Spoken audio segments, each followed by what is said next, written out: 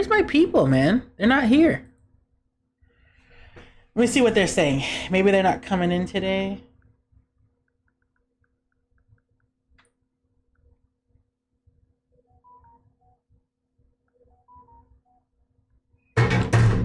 Through your eye. New Nazi-ish looking kind of dude. Listen, back then, when there was nothing to get canceled for, no, this is not a single player campaign. This is a multiplayer campaign, and all those other 3 characters are people. They're just late because they're supposed to come in here and play as them. But that's okay. We'll give them a little time. What I wanted to do though is I wanted to look at everybody's skills real fast because I wanted to like kind of be familiar with like what they can do, because there's some synergy based things that we were fucking up a lot. So like looking at Mage Hand, Chromatic Orb, Hideous Laughter, Firebolt, Poison Spray, Charm a Person, Color Spray. Like these are things that she has access to that was not being utilized at all, you know? And then we have, I had to switch up armors so they could be more aligned to what works best. So what I wanted to do also is I wanted to kind of travel real fast to where the Nautilus ship landed and kind of hunt around there. Because I'm hoping my little brain friend is there.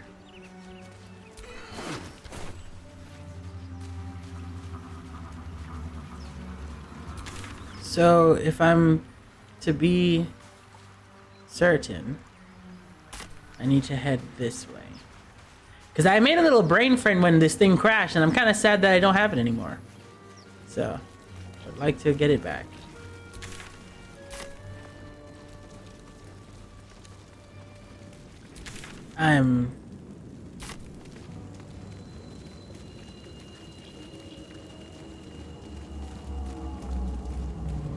Someone, and see, we're so slow at this that we haven't left Act 1 yet. So we're still kind of meandering, if you will.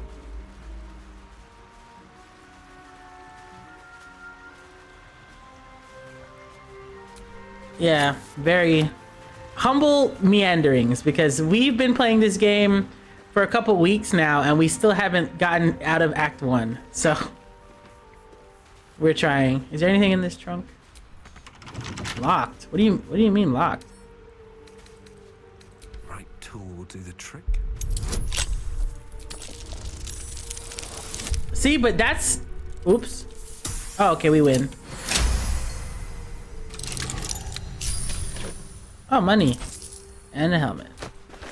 It's great. I'm enjoying myself. And I really don't particularly like...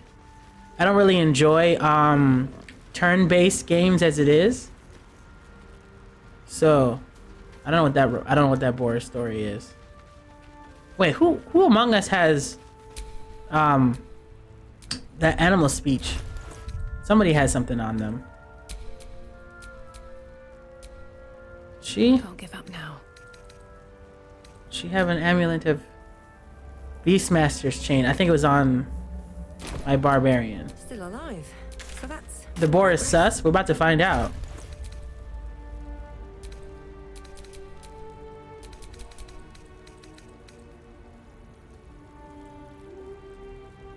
Animal friendship. Eccentric? Let's see.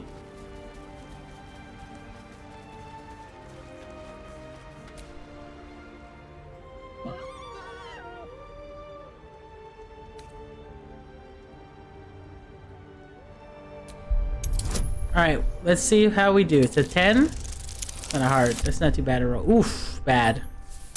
That's a fail. Whoopsies. Well, we'll roll again. Why not? Ha ha! Nice. The boar grunts and eyes you warily with its beady eyes. The boar shuffles its trotters, unsure. Then it dashes away into the wilderness. All right, that's fine. Take a little dashy duck, dashy boar. Okay, so what be down? You're really gonna make me jump manually? Okay, I shall.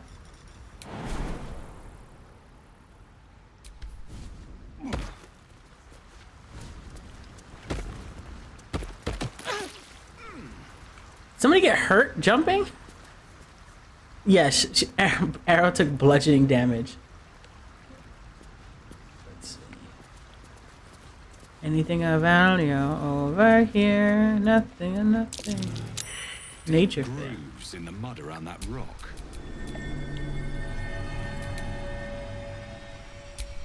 Shouldn't have wished to live in more interesting times.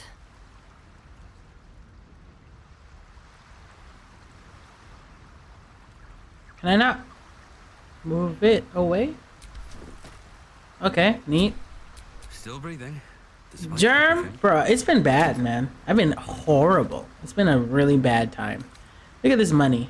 Money, money, money. Onyx, Harper's map. Can I read this? It's been really bad. You never found this tilapia? Really? Holy shit!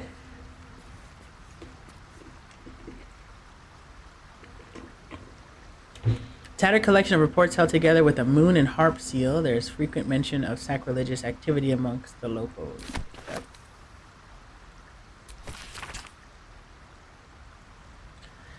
The strained, ragged map has passed through countless hands. A little harp marks an area called Moonrise Towers with a small inky crescent sketched in the nearby forest.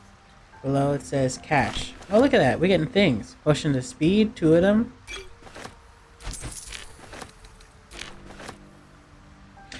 It will once I learn to repurpose a thought that I'm having.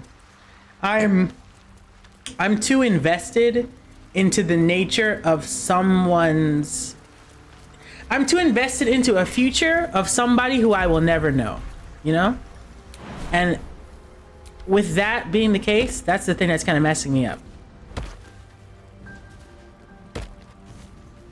That's the part that's fucking me up, JR, because I just watched 6 years of my life go up in flames, and the resulting actions taken by the person responsible for that don't make sense to me and seem truly criminal and fucked in ways that don't make sense. And I'm trying to release myself from worrying about that and being upset that I'm even remotely connected to something as heinous as that. I'm trying to become a better person by not thinking about it and trying to repurpose it. But because it's so fucked, it has chased me back into therapy. So here we are. So I have to go do that now. And I really thought I would never have to go back, but trauma be traumaing. Let's see what that cash was all about. I wonder if I can water whip this fire with my own magic abilities.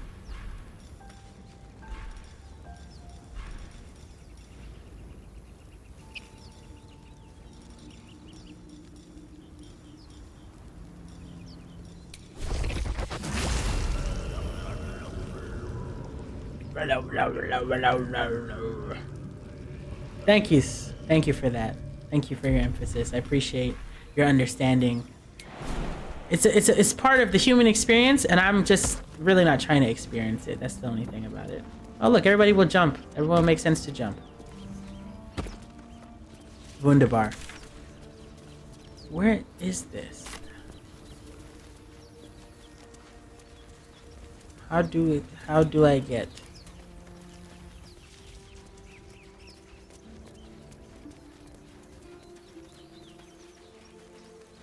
I have to have it. I have to have it, JR, because if I don't, then I will never recover. And I'd like to.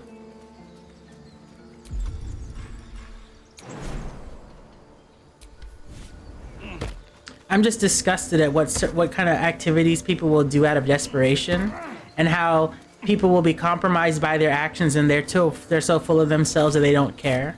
Stuff like that is very, very annoying to me. especially when I get connected with it, because I always like to feel, I like to feel good about the decisions I make in relation to people and the judges of character. And when people show me that I was wrong and I have to be associated with you and so, what the fuck is happening? My. Oh shit, okay. What manner of place is this? A path to redemption? Or a road to damnation? Hard to say, for your journey is just beginning. What would suit the occasion? The words to a lullaby, perhaps. The mouse smiled brightly. It outfoxed the cat. Then down came the claw. And that, love, was that. They do know how to write them in Cormier, don't they? Well met, I am Raphael. Very much at your service.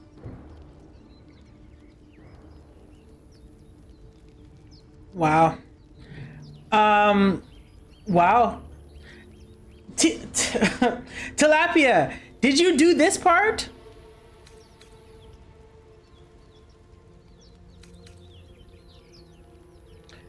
Charm. Okay, so this you did, but you didn't see the other thing I saw. So you happened upon this, but not the other thing. But not here. This quaint little scene is decidedly too middle of nowhere for my tastes. Come. What? Whoa! What the fuck? I did not sign up for half of it. What the? Middle of somewhere.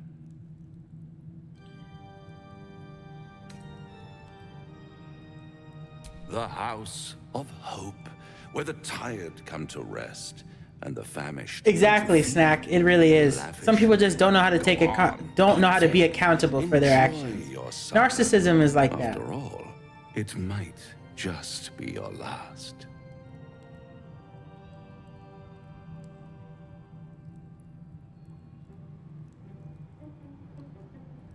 Call it a ninth sense.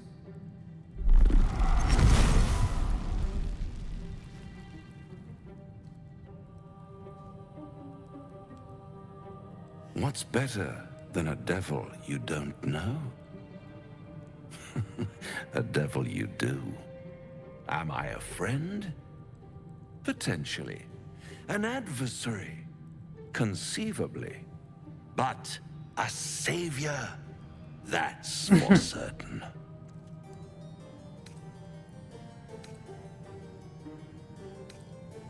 Oh, a mere trifle. How dear is one's soul, really? A rhetorical question, of course, but let me venture an answer. It's worth very little with a tadpole in your head. One skull, two tenants, and no solution in sight. I could fix it all like that.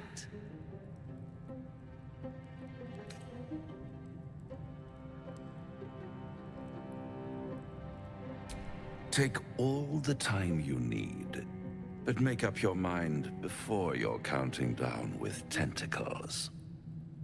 Try to cure yourself. Shop around. Beg, borrow, and steal. Exhaust every possibility until none are left. And when hope has been whittled down to the very marrow of despair, that's when you'll come knocking on my door. Hope. Such a tease.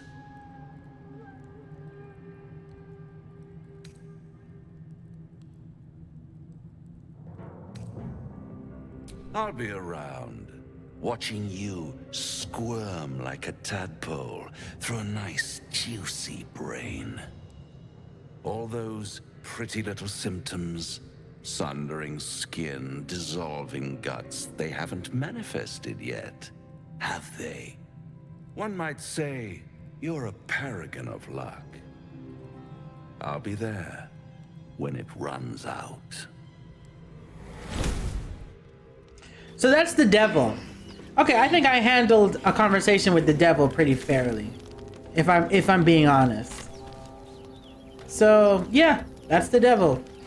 And you know, being as it is, you take what you can and learn of the devil, but you don't take his deals. At the back of the crevice lies a bag enfolded in the chitinous squabbling of spiders. A shiny gold coin pokes from its mouth. Big devil, yeah. Yeah, he's definitely fuckable. Like, that's his whole energy. He definitely wants to put demon dick all up and down you. And if I understand correctly, he doesn't have to be male. He can be whatever he wants. The So creatures clutch the pouch possessively. You have no doubt. A spider egg is nestled within.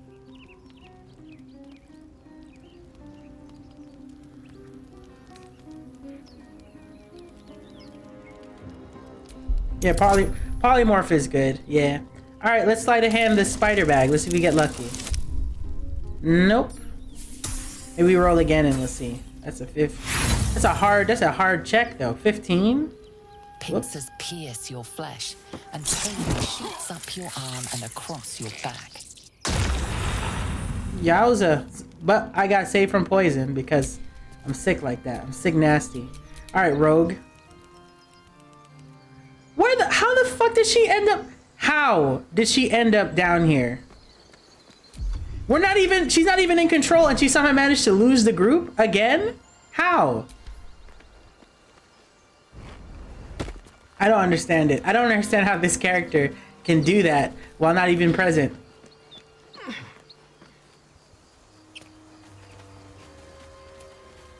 Why is she over encumbered again, or am I losing it?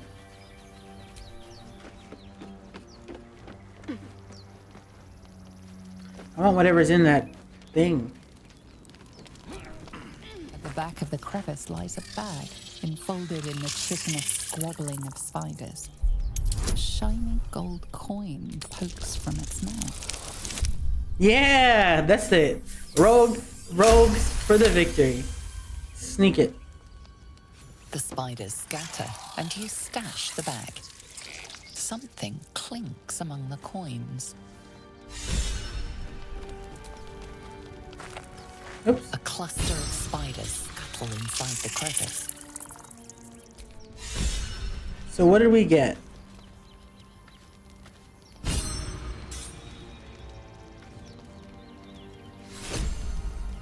Pouch.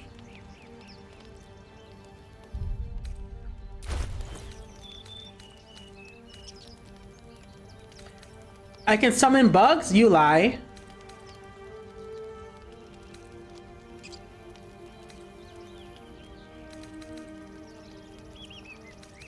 I don't even see the pouch I picked up. It's one of these, I imagine.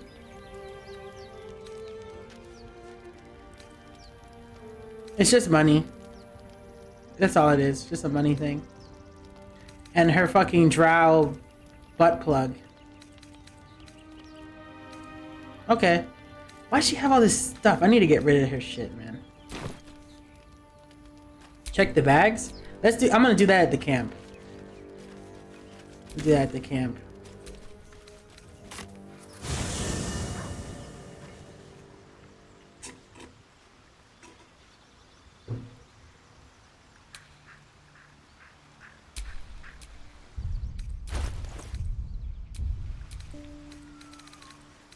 So what am I organizing it by?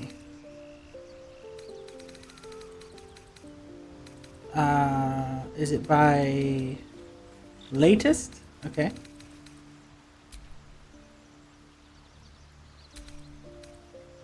This. No? And where's the pouch? We did just get it, so who... Why am I tripping?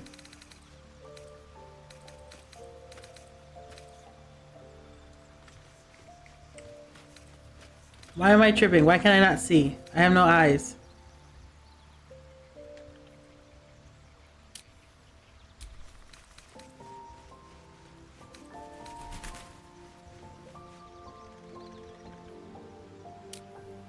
Oh, you can just open them? Oh, the spider egg sack is it?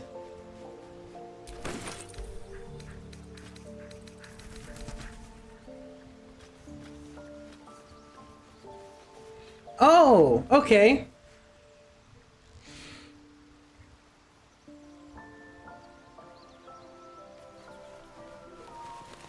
Oh, got it. Got it. I didn't even know that was the open option on these things. There's nothing in this. An apple.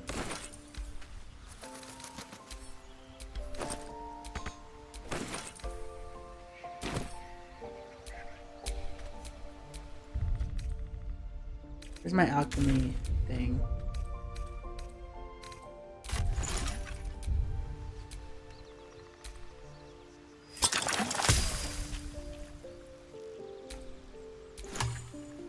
So you can send them to... So I can send them to there from here? So I don't even have to come back to camp physically to do that. I can just send it to camp?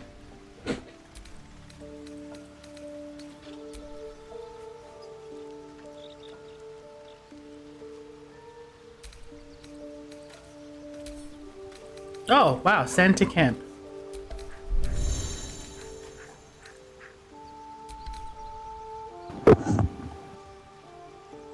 Who that is? Who is that? Hello? Hello? Oh, it's you. Okay. So they're teaching, chat is teaching me things about item management. Oh, I met the devil while you guys were away? Okay. Yeah, Where? the devil. I went to go look and see if I could find my brain friend from inside the ship. And I decided to go back over there, and there was a chest that led me to where a cache was supposed to be, and the devil literally just showed up. And he was like, oh, hey, BT Dubs, I'm the devil. You want to give me your What the soul? hell? But you can't give me your soul with that brain worm. So get rid of that and then come find me later. And I was like, no What? thanks, actually. No, Yeah. thank you. Okay. Yes, I managed to dodge a fight, so. Can I Thank God. can I multi-select so I can select a bunch of different things? Oh yeah, yes I can. There it is.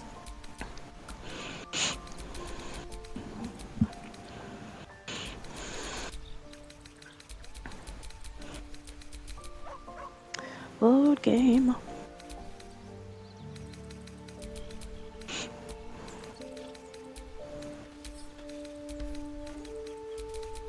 Wait, what? Why am I you? Just chill, I'll figure it out in a second. Have a lot on my mind. And well, in it. Because I was taking control of you, so leave the game and come back, Britt, and I'll give you back your person. Oh, okay. Okay.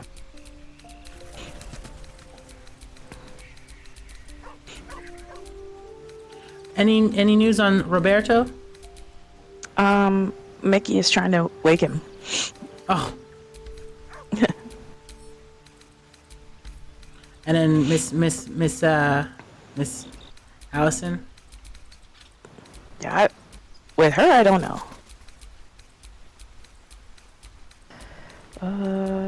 If you're wondering why it keeps selecting and unselecting chat, is because that PS5 haptic response feedback shit is on, and it's just losing its mind right now. I'm about to take it out. It works for shooting games, but not for this.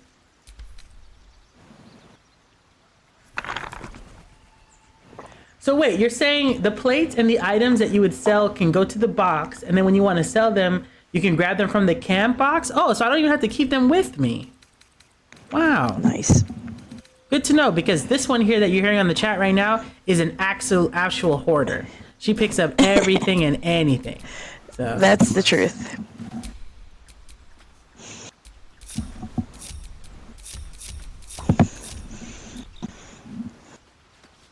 wait, why did the order of the group switch? The order of the group.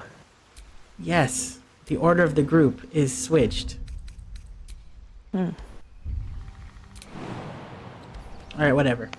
Okay, so let me see. What was I looking at before? Okay, So inventory. Let's filter by throwables. Puppy. Uncommon, common.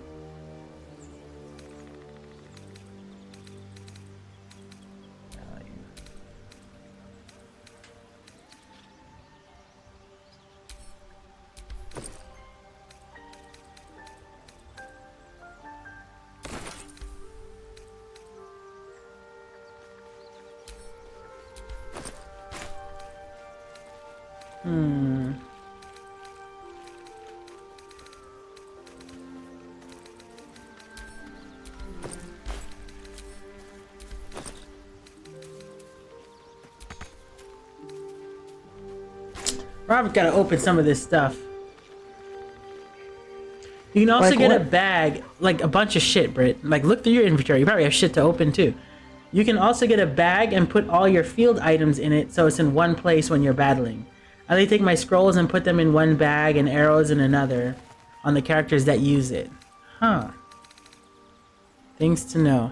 Was the game explaining this to me and I'm just dumb and I missed it? I mean, because that's very fair. That is a very real thing that could have happened. Ugh.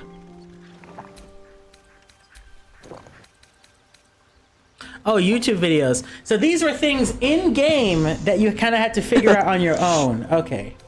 Copy that. Nice. I have a lot of bags. Or pouches, I should say. Yeah, I'm noticing that we all have a lot of Can't that. give up now. So, like, if you look in...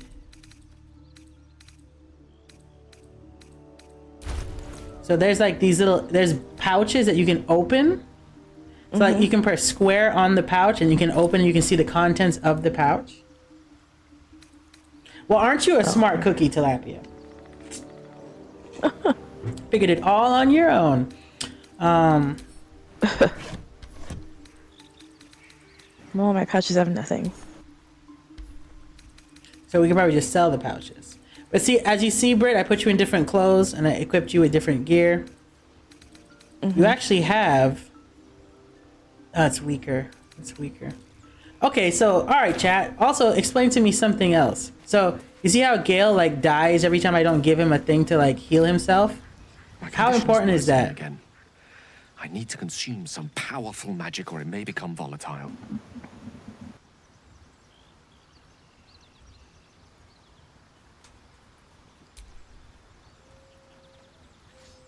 Oh, okay, so those bags we keep. Okay, what the hell is this? What is that? Like a pair of whips? What the fuck is that? It's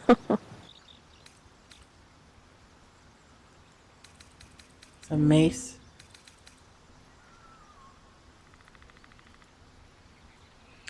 Okay, you can drag and drop the alchemy pouch and the camp supplies bag into a character's inventory and it'll auto sort everything related to those bags in them. I'd love to see how that works. Thank you.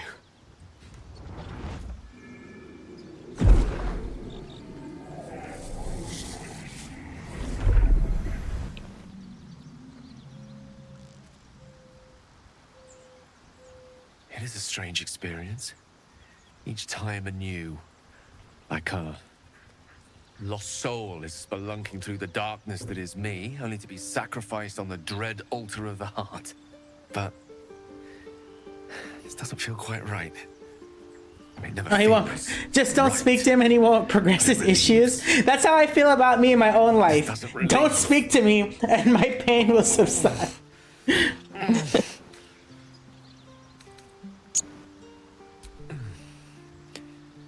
The magic isn't having the effect it should have. It's not like the last time, like a rainstorm that quells a forest fire. It merely drizzles. The embers still sizzle, though. I'm not certain what's going on, but nothing good. Thank you for the... You're welcome. Okay, so Tilapia, explain to me how I do this on the KBM. So speak to me in baby terms because KBM is an acronym that I don't know. It sounds like something that I would have to like take a percentage of out of a house or a loan. So I have to drag that into the alchemy pouch. On keyboard and mouse. Okay. Bro, okay, sorry, not bro. Let me not do that. I don't want us to be bonded in pain. Snack, let me tell you. I'm a year out of a 6-year one, okay? A 6, that's what I was referencing when I was talking to you about people and their actions and not taking responsibility about them and all that stuff. That's why I'm running back to therapy. It's a lot. 6 years is a lot of wasted time.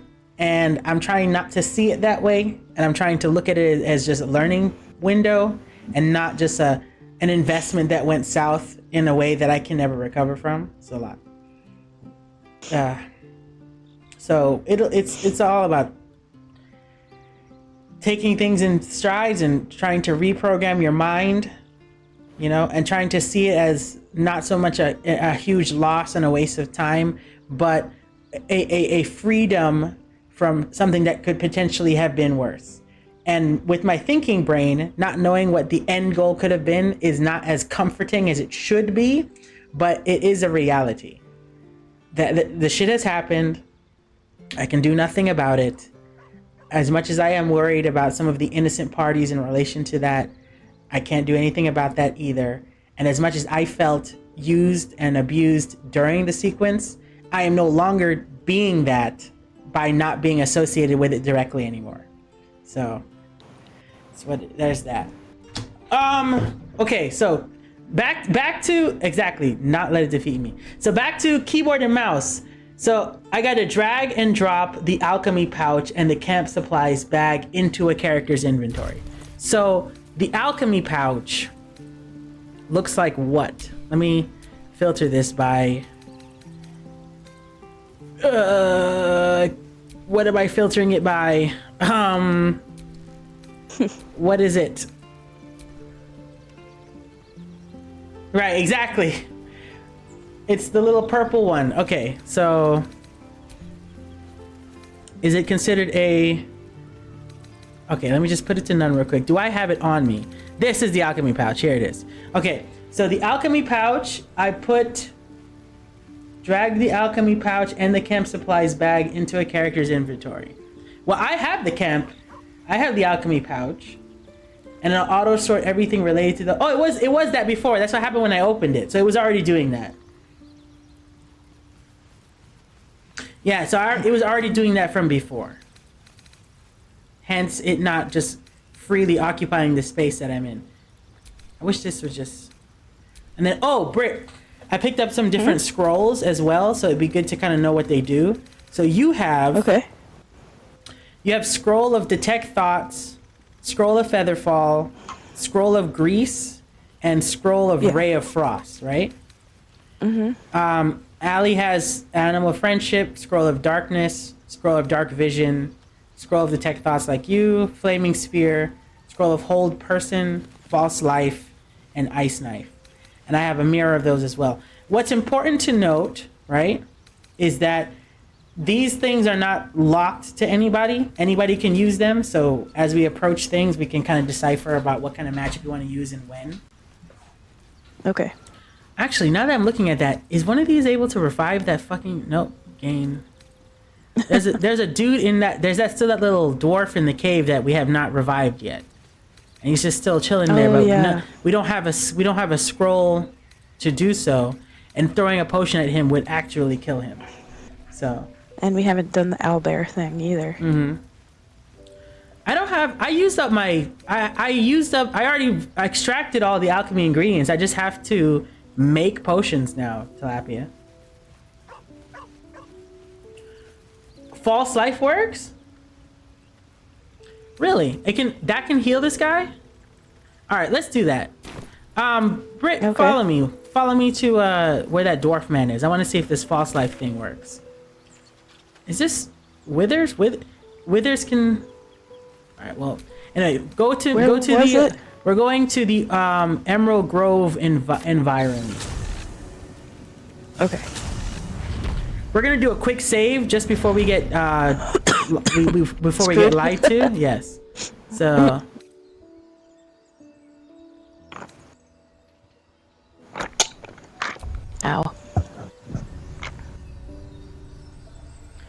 So you said, well, big thing is figuring out which one works with your stats. If you use a scroll that has Dex check, but your build casters to Wisdom, then it may not work. Okay, so let me look into the old inventory right quick. So somebody has character to have a high wisdom? No. The scroll will tell us what it needs to have. Okay.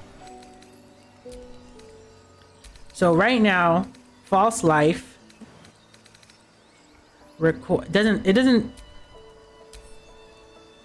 it doesn't say. Let me examine it. No, it just says single action. It doesn't have any item price. Yeah, it doesn't have anything on it. Yeah, it looks like scrolls don't have... Maybe some scrolls do, and maybe some scrolls don't. Okay. Okay, come on, Britt. So, the way to get to him is that little cave that leads in, okay. Which I think was in that corner over here, if I remember correctly.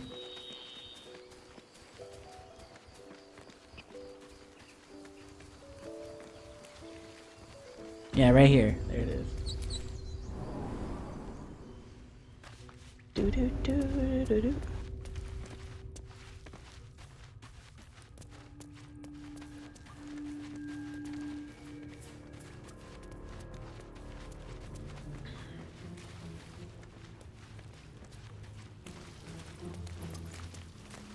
Where is he? Oh.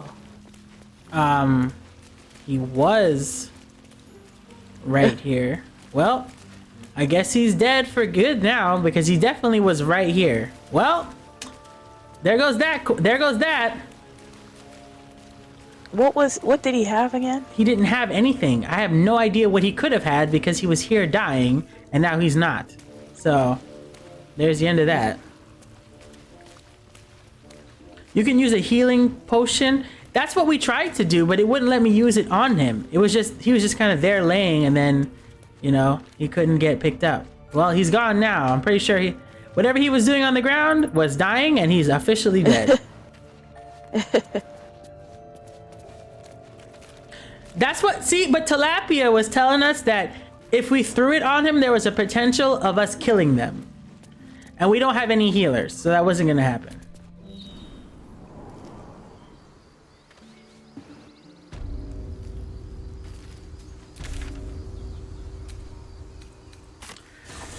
All right, back to the camp. No, we don't even have one of those. We don't even have a healing scroll either. We have literally just potions.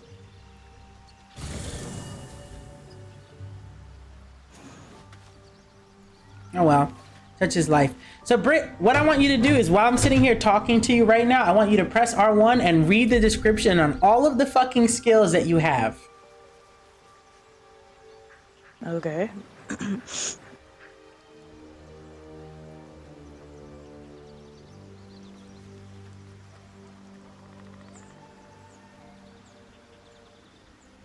Well?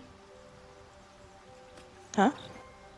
Well? Read it out loud? Yes, because this will be helpful because chat will also explain what they do as you do them because they're more familiar. I was like, what? So I have poison spray. Okay, what does that do? It projects a puff of noxious gas, and it's 1 to 12 damage. Okay. Is there any additional information relating to that? I don't see anything. No. So before you go any further, so guys, the way I've noticed this game works is that things have spread. So, you have the ability to extend a lightning strike if enemies are wet. You can extend flame if things are covered in grease. Is there anything to extend the spray of a cloud? Like if I have a wind-based ability, can I push and disperse smoke, or can I extend it or move it? Because I see a lot of synergy actions available in this game, and I'm just curious what kind of tools we're able to work with. Never actually tried. Interesting. You know, we could test that right now, actually, Britt. Okay. So it has a short range too. That's fine. So do me a favor. Go press R1 and activate your smoke cloud and hit this little target here. This little target dummy person. I'm gonna use my Gales of Spirits and see if it'll do anything.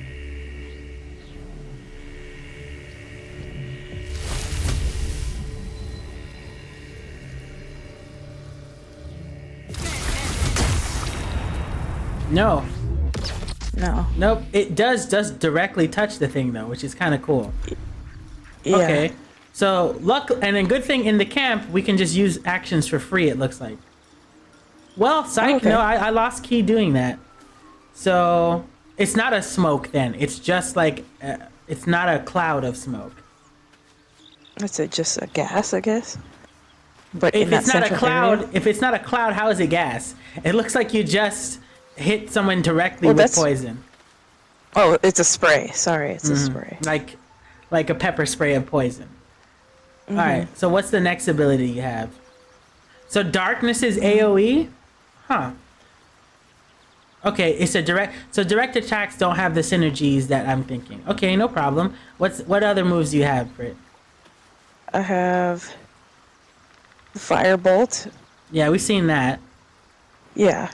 That one has a wider range. Right. And then I have magic hand, What does that do? which is create a spectral hand that can manipulate and interact with objects. So use it on a chair then, or use it. Actually, come try to use it on this box. I want to see how much interaction. Yeah, it's a Discord call. Yeah. We're in a Discord. There's more to it. It says mage hand. Can't see it. When you cast mage hand, the spectral hand is invisible and can carry out additional tasks. Well, Alright, so use let's it. try. Yeah, use it. I want to see what it does. Yo, you look cool when you're Look at that casting that. space. Yeah, look at your whole. Oh man, I ability. gotta back up. Oh. I don't know how big this hand is. Not enough space. You can use what? it to pull levers. Okay. So you can easema your way through events, but what else can you do with it? Yeah, sure. Here, you're in the Discord, right? You can let me know and I'll pull you in. Jump in if you're in my Discord. We'll move over to general chat and then we'll just talk in there. Brit, switch over to general chat, and we'll get a little crash course on this whole Baldur's Gating.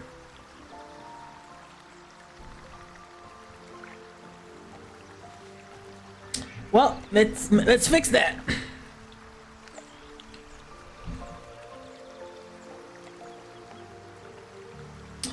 Oh, I know for damn sure my Discord. Oh, I was gonna say, I thought my Discord thing didn't work. Okay. No, it took. What did is this the hand? So the hand is there. I see it. I don't know if you could see it, but I it's, see it. Yes. So what can you do with the hand now? I have no idea. Well, that's what we're here to figure out. Oh, it's like a little minion. It's like a little thing. It's like a little person in our map now. It's like a little controllable thing. Like when I had the Oh, really? brain, so you can make it do actions. You can make it do things. So I think if you press. It says that. Go ahead. It says it needs a short rest, but. Oh, you need a short rest for it to. I can move it. Oh, look at you! Look at you doing stuff. Hello, sir. Can you pick boxes? Can you pick up this box over here with it? Where? Oh. Oh yeah. Target is too fat. Too That's heavy. it? Too heavy. All right. So how far can that hand go? Oh, too high. Yeah. How far can the hand go? Looks like pretty far. Man, wow. This is our puzzle. This is a thing that if you wanted to activate something without any of us being near it, you could do that. Pull a lever, activate a switch, pull a trap. Jesus Christ, that thing is gone. Yeah. Oh, there's a mirror back here. That's different. I've never seen that.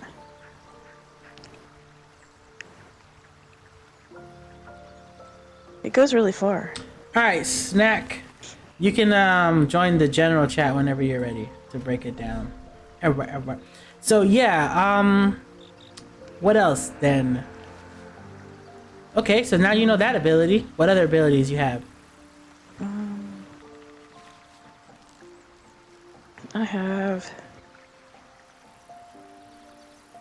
Wait, what? I guess because this hand is activated, I only have stuff for the hand. Okay, But I so don't know how to press deactivate it. press R1. When you press R, oh wait, sorry, press R2 and exit turn-based mode, I guess, because you're probably in it now. Maybe, I don't know. Oh, I see. Wait, I can damage somebody. I can hit with my bare fist. I can shove somebody. Right. I can throw something. Yeah, that's the middle one. What about your central moves? I'm talking the other abilities you had. Those are your passives. Those are like your any actions. You fly. You can fly. It says fly to a target position. I don't know if that means me or Try my that. hand. It's probably the hand. It's probably the hand that can Yeah. fly to target position. Yeah, Yeah, you're 'cause I can't pick myself you're up. you're still moving the hand. Press L2, Brit, and select yourself. Okay, hold on. Okay. It's still the hand. Hold on. So press R1 and see if you can uncast that Here. ability. There you go. There. Okay. So try your other magiques.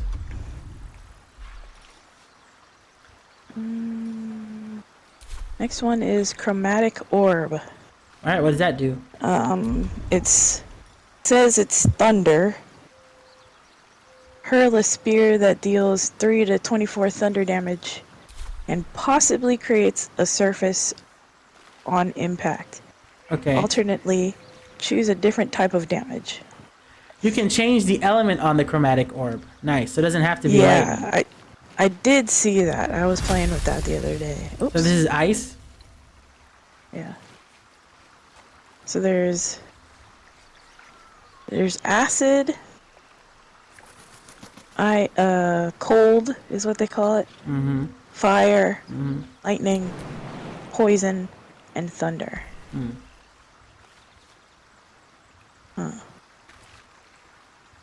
Okay, that's good to know that you have those abilities available to you. What's the range on those things? How far can you chuck it? And is it only usable once per short rest or what? Yeah, it's once.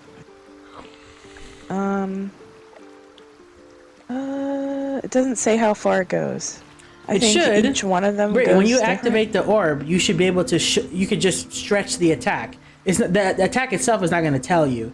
I'm just saying, like, hold it, and then when it's aiming it, see how far you can stretch it.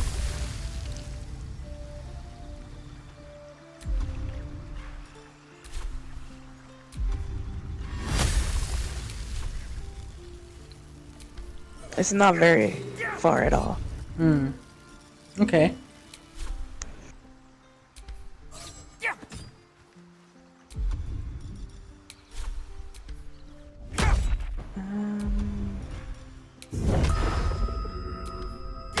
Did that one.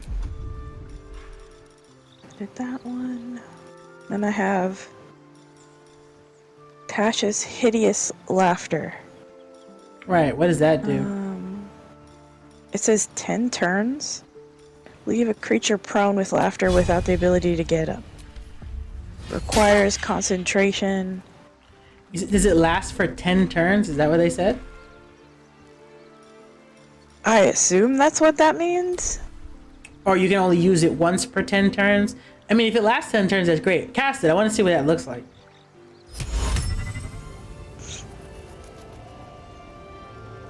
Oh, target cannot be inanimate object.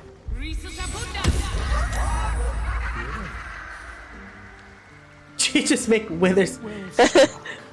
Oh god, that's I funny. mean, he's not affected by anything, but I guess that's what it looks like. So Hideous Laugh is OP. I guess it does make them laugh uncontrollably for 10 turns. You negated an entire boss fight with it? Man, Brit's probably like our strongest person right now, magically. Well, but I don't have very much range on any of these. You're a rogue. You're supposed to be sneaking up on motherfuckers anyway to get in range. No, I know that. I know that. I'm just saying. What else you got?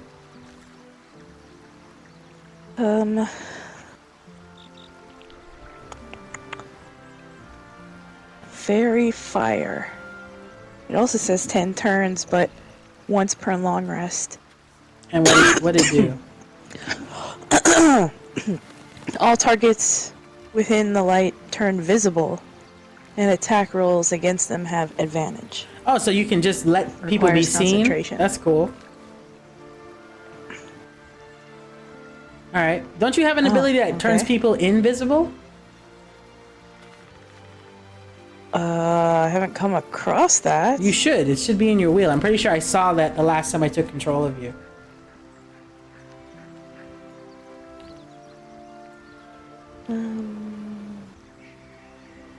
It's not in this first wheel, but let me look in the other one. If it's not in that first wheel, then it's probably not. If it's not in the wheel with all your like abilities, it's probably not there. I'm pretty sure I saw something that lets you cast. You can cast either yourself invisible or allies invisible.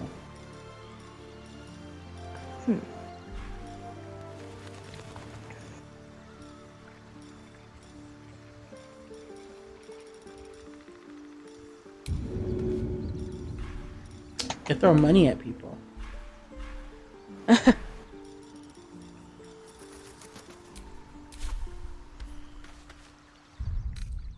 then, of course, I have Color Spray. Which does what?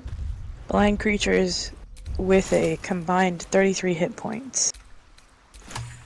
Meaning that their entire health has to be that, at least, in order to blind them? I have no idea. It says up to a combined 33 hit points, so I guess? So maybe the range of that. What is? Explain that. Tilapia's about to explain it to us. Up to. Hello? Yeah. Hey, what's up? Hola. I apologize. And I can hear myself twice. So if I sound like I'm off, it's just because I'm trying to keep up with the conversation with, hearing myself twice. Oh, gotcha. Are you hearing yourself twice because of the stream, or are you hearing yourself twice because of the way my audio is set up? Well, basically, I'm on my phone, so I'm on Discord and watching Twitch. Oh, So gotcha. I can hear the Twitch stream and the Discord stream. Gotcha. Okay, so right. So what does who just joined? Probably Rob. Maybe? Most likely. So what was it saying? So that means it won't. Oh, I get it. So that means the person you blind cannot have more than 30 points. They can't exceed that. 33, I guess? Yeah. So if they have more than 33 HP, the blinding probably will not work. Okay. What's up, peoples? Hey, Oh, you made shit. it. You rose. Where did I get this heavy armor from? I put this it on heavy you. armor? Yeah, I put it on you That's because dope. I was. Where'd remember, you get it from? Allie had it, but she Oh, was wearing it. Well, she wasn't even wearing it. She was wearing her other thing. yeah. So I gave Britt the rogue stuff that Mithra had because it's better suited to her stats, and I gave you this because it actually you get bonuses from wearing it. So we're kind of just kind of going through things that we have. So Rob, Britt has an incredible breadth of magical abilities. From being able to poison using one of 4 elements at random, well, not at random, by her choosing, making enemies visible. She has a little spectral Scooby-Doo hand that she can stand around at almost as much range coverage as she has, and it can interact with objects unseen. She's got, I think she have a charm ability. You didn't finish, Britt. You didn't go through your wheel. What else did you have? That was the last one. Oh, so she's got a thing that Is charm. sends. She has a thing that sends people into a fit of laughter. What does the charm one do? Charm a humanoid to prevent it from attacking you. You gain advantage on charisma checks in dialogue. Nice. So that can probably be done out of combat as well. So you can probably just cast charm on people we're communicating with. Okay, Rob, so what I want you to do is pretty much the same thing that we were doing with Brit. So you're just going to go through your wheel, and you can use all your abilities here on this dummy, just so you can get familiar with what they do and how they pair. Additionally, you were talking about being able to dual wield things. You can, because if you look in your character sheet, you can look at yourself and you'll see that you have in your melee box, there's 2 slots. So you can have a main hand weapon and an offhand weapon. Mind you, because the weapon you have is two-handed, you can't dual wield anything. You'd have to have a single hand in one and a single hand in the other. Now keep in mind with that, when it comes to dual wielding, that's kind of a part of the mechanic when you start progressing with your levels. The only time you could dual wield definitively, regardless of what is called a feat in this game, FEAT, the weapon that you have to look at, it has to say that it's light. If it says it's light, like a dagger or a specific type of rapier or something like that, then you can dual wield it. It would have to pair up with another weapon. Right. The only other time you can dual wield something like a longsword or any of the other weapons is when you get up to level 5. Once you're at level 5, you get something called a feat, which gives you a range of selections of different things that totally just revamps your entire build. I promise you, when you get to it, it's great. The what do you call it? Where was I at?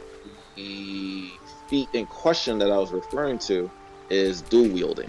They have one for double handing, so if you got like a big sword or a big halberd or a glaive, which I think this game is kind of catered towards a lot of those really big extended weapons.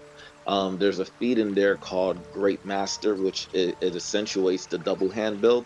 But if you're looking to dual wield, which is a super fun build, then you'll need to do either light weapons or go towards the dual wielding feat.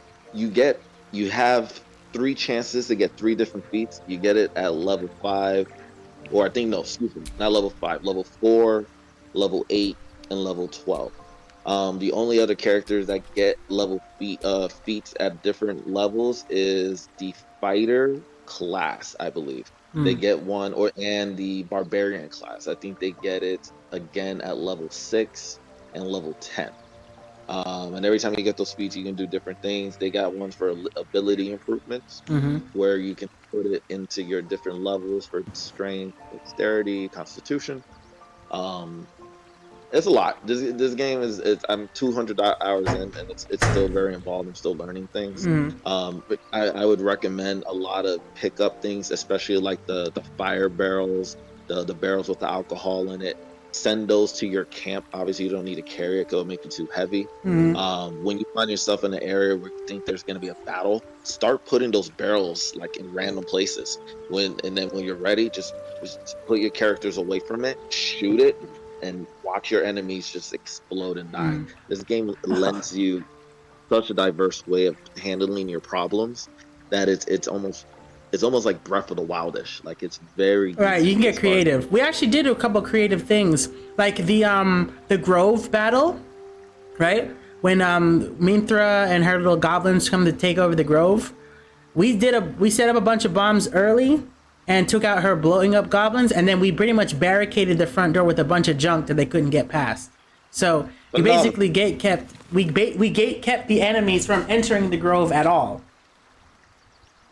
That's absolutely phenomenal. So I apologize, King. It seemed like you got a handle on the game. I like it. No, but see, what you miss is that's a team effort, because the person who's not here is actually, they were their idea to do that, because they just said, blockade. So they just started putting everything. So we put boxes, barrels, bins, anything that we could stack there. And then we made sure that we as physical characters could not pass through it. So we knew that anything our size and bigger would be blocked out. So we literally said, if we can't get out, they're not getting in. The only thing that did happen is the goblins were able to, because they were so tiny, they could climb over just a little small part. But we had already killed so many of them. By the time they were doing that, it was pretty much done. It got so blocked out. Yeah. They got so blocked out that Minthra couldn't use her shadow step to get above where we are, because she couldn't shadow step to another enemy that made it over. So she was stuck down there, basically just getting pelted. We pretty much threw like everything like in our inventory at her: knives, boxes, barrels, like everything we had just to kill her. Random BS, go. Literally just chucking everything but the kitchen sink. So it looks like Rob is respecking. I saw him purchase from Withers just now. And it looks like he's realigning his build. So what are you trying to go for, Rob, now? Oh no, I was just redoing my Battle Master. Oh, you were watching the videos and you wanted to change your thing? Yeah. Okay.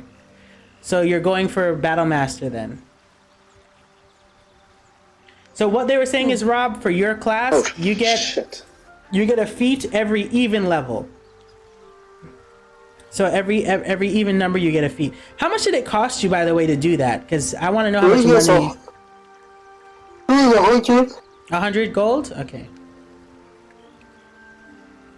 It's not super steep, but it is money. So I ended up speccing myself out for a lot of empty-handed things, because I know once my turns are up and I'm using like, you know, Fury of Blows and like unhanded, open-handed strike or whatever.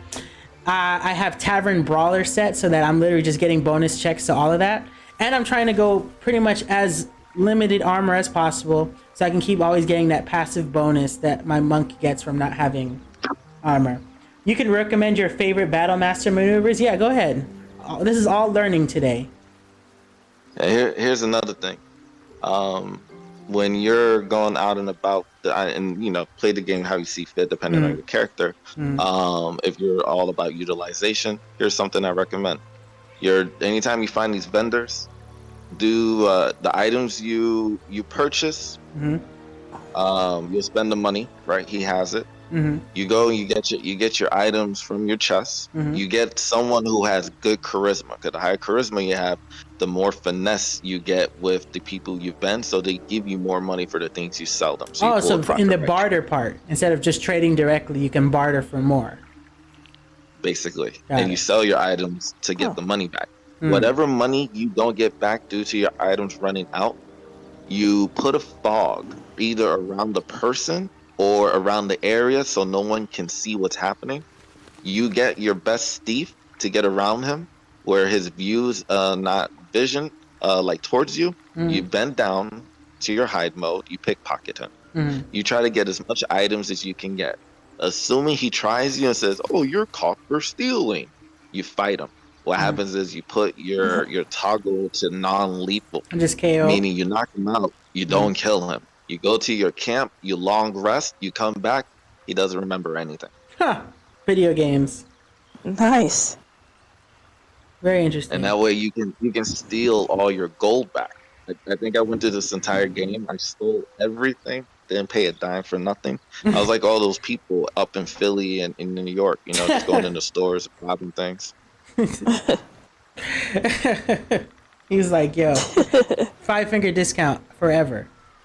But I get that. Britt is our rogue, and Allie has a barbarian, has sleight of hand and criminal background too. So both of them could be just robbing. True. What else? So yeah, Rob, things that you can screw around with. You can get disarming strike, maneuvering attack, and parry. If you're looking at some battle master maneuvers to select. What'd you say? Which ones? Disarming strike, maneuvering attack, and parry. Is there a way to re-examine the choices that I made previous levels as well? I don't want to respec. I just want to see a breakdown of all the things that I selected. I would say more or less that's in your reactions and characteristics. When you go into characteristics, there'll be like your notable features and condition. And that would kind of like give you an idea of what maybe you selected, especially when you get towards the bottom, when you pass like what your items do. That would kind of give you what your what specs were involved with your level progression. Okay.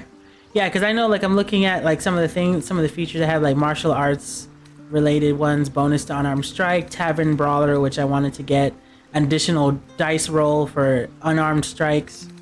I was looking for something else too. If you don't see it listed there and it involves an then that's something you would have to go into like your menu, Mm-hmm.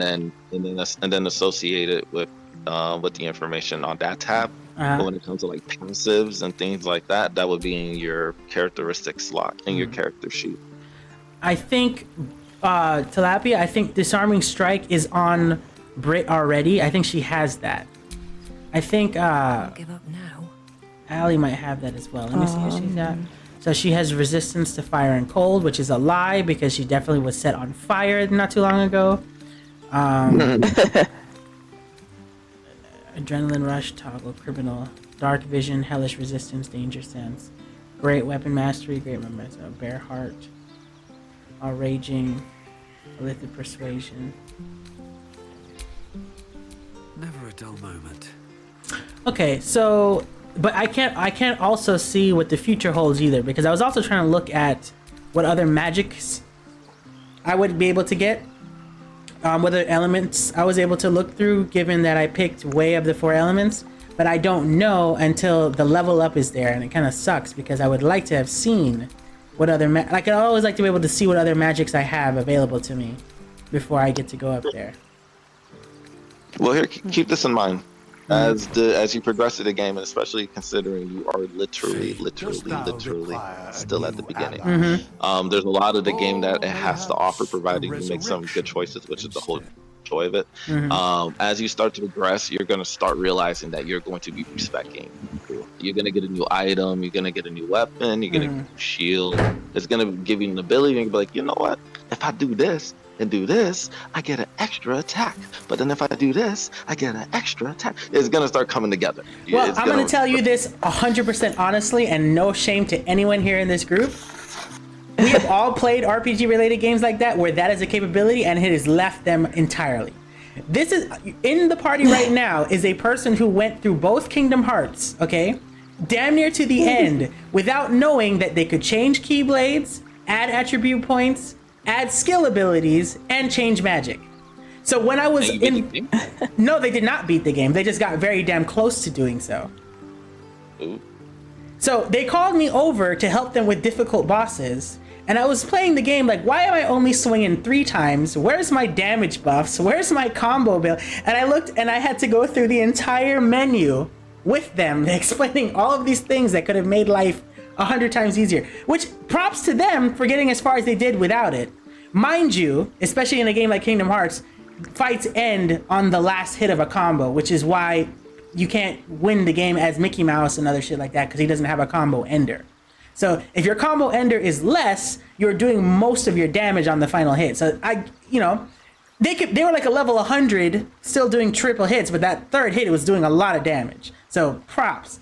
But as for respecking, I played RPGs where that's an availability to me, and I'm pretty much hard committed to what I selected anyway. So like if I said I'm Mr. Dexterity, I don't care how cool the weapon looks. If it says it's statted to strength, I won't respect for strength for it. So where I'm at right now, I'm probably gonna get hard just because the dexterity weapons tend to be cooler down the line, because it fits my playstyle better. Because I know when I got a great sword in, like, for example, like Bloodborne, when I was using like Ludwig's greatsword, yeah, it hits really hard, but I'm not zipping and zopping around and like dancing around the boss like I used to when I had the Blades of Mercy. So I stayed with the dex. I ran a whole new game on like my 8th playthrough as a strength build just to maximize it. And then even with Dark Souls, I did the same thing. Dark Souls, Demon Souls, never respect, stayed exactly what I was, only maximize in that range, what stats build with what from where I picked.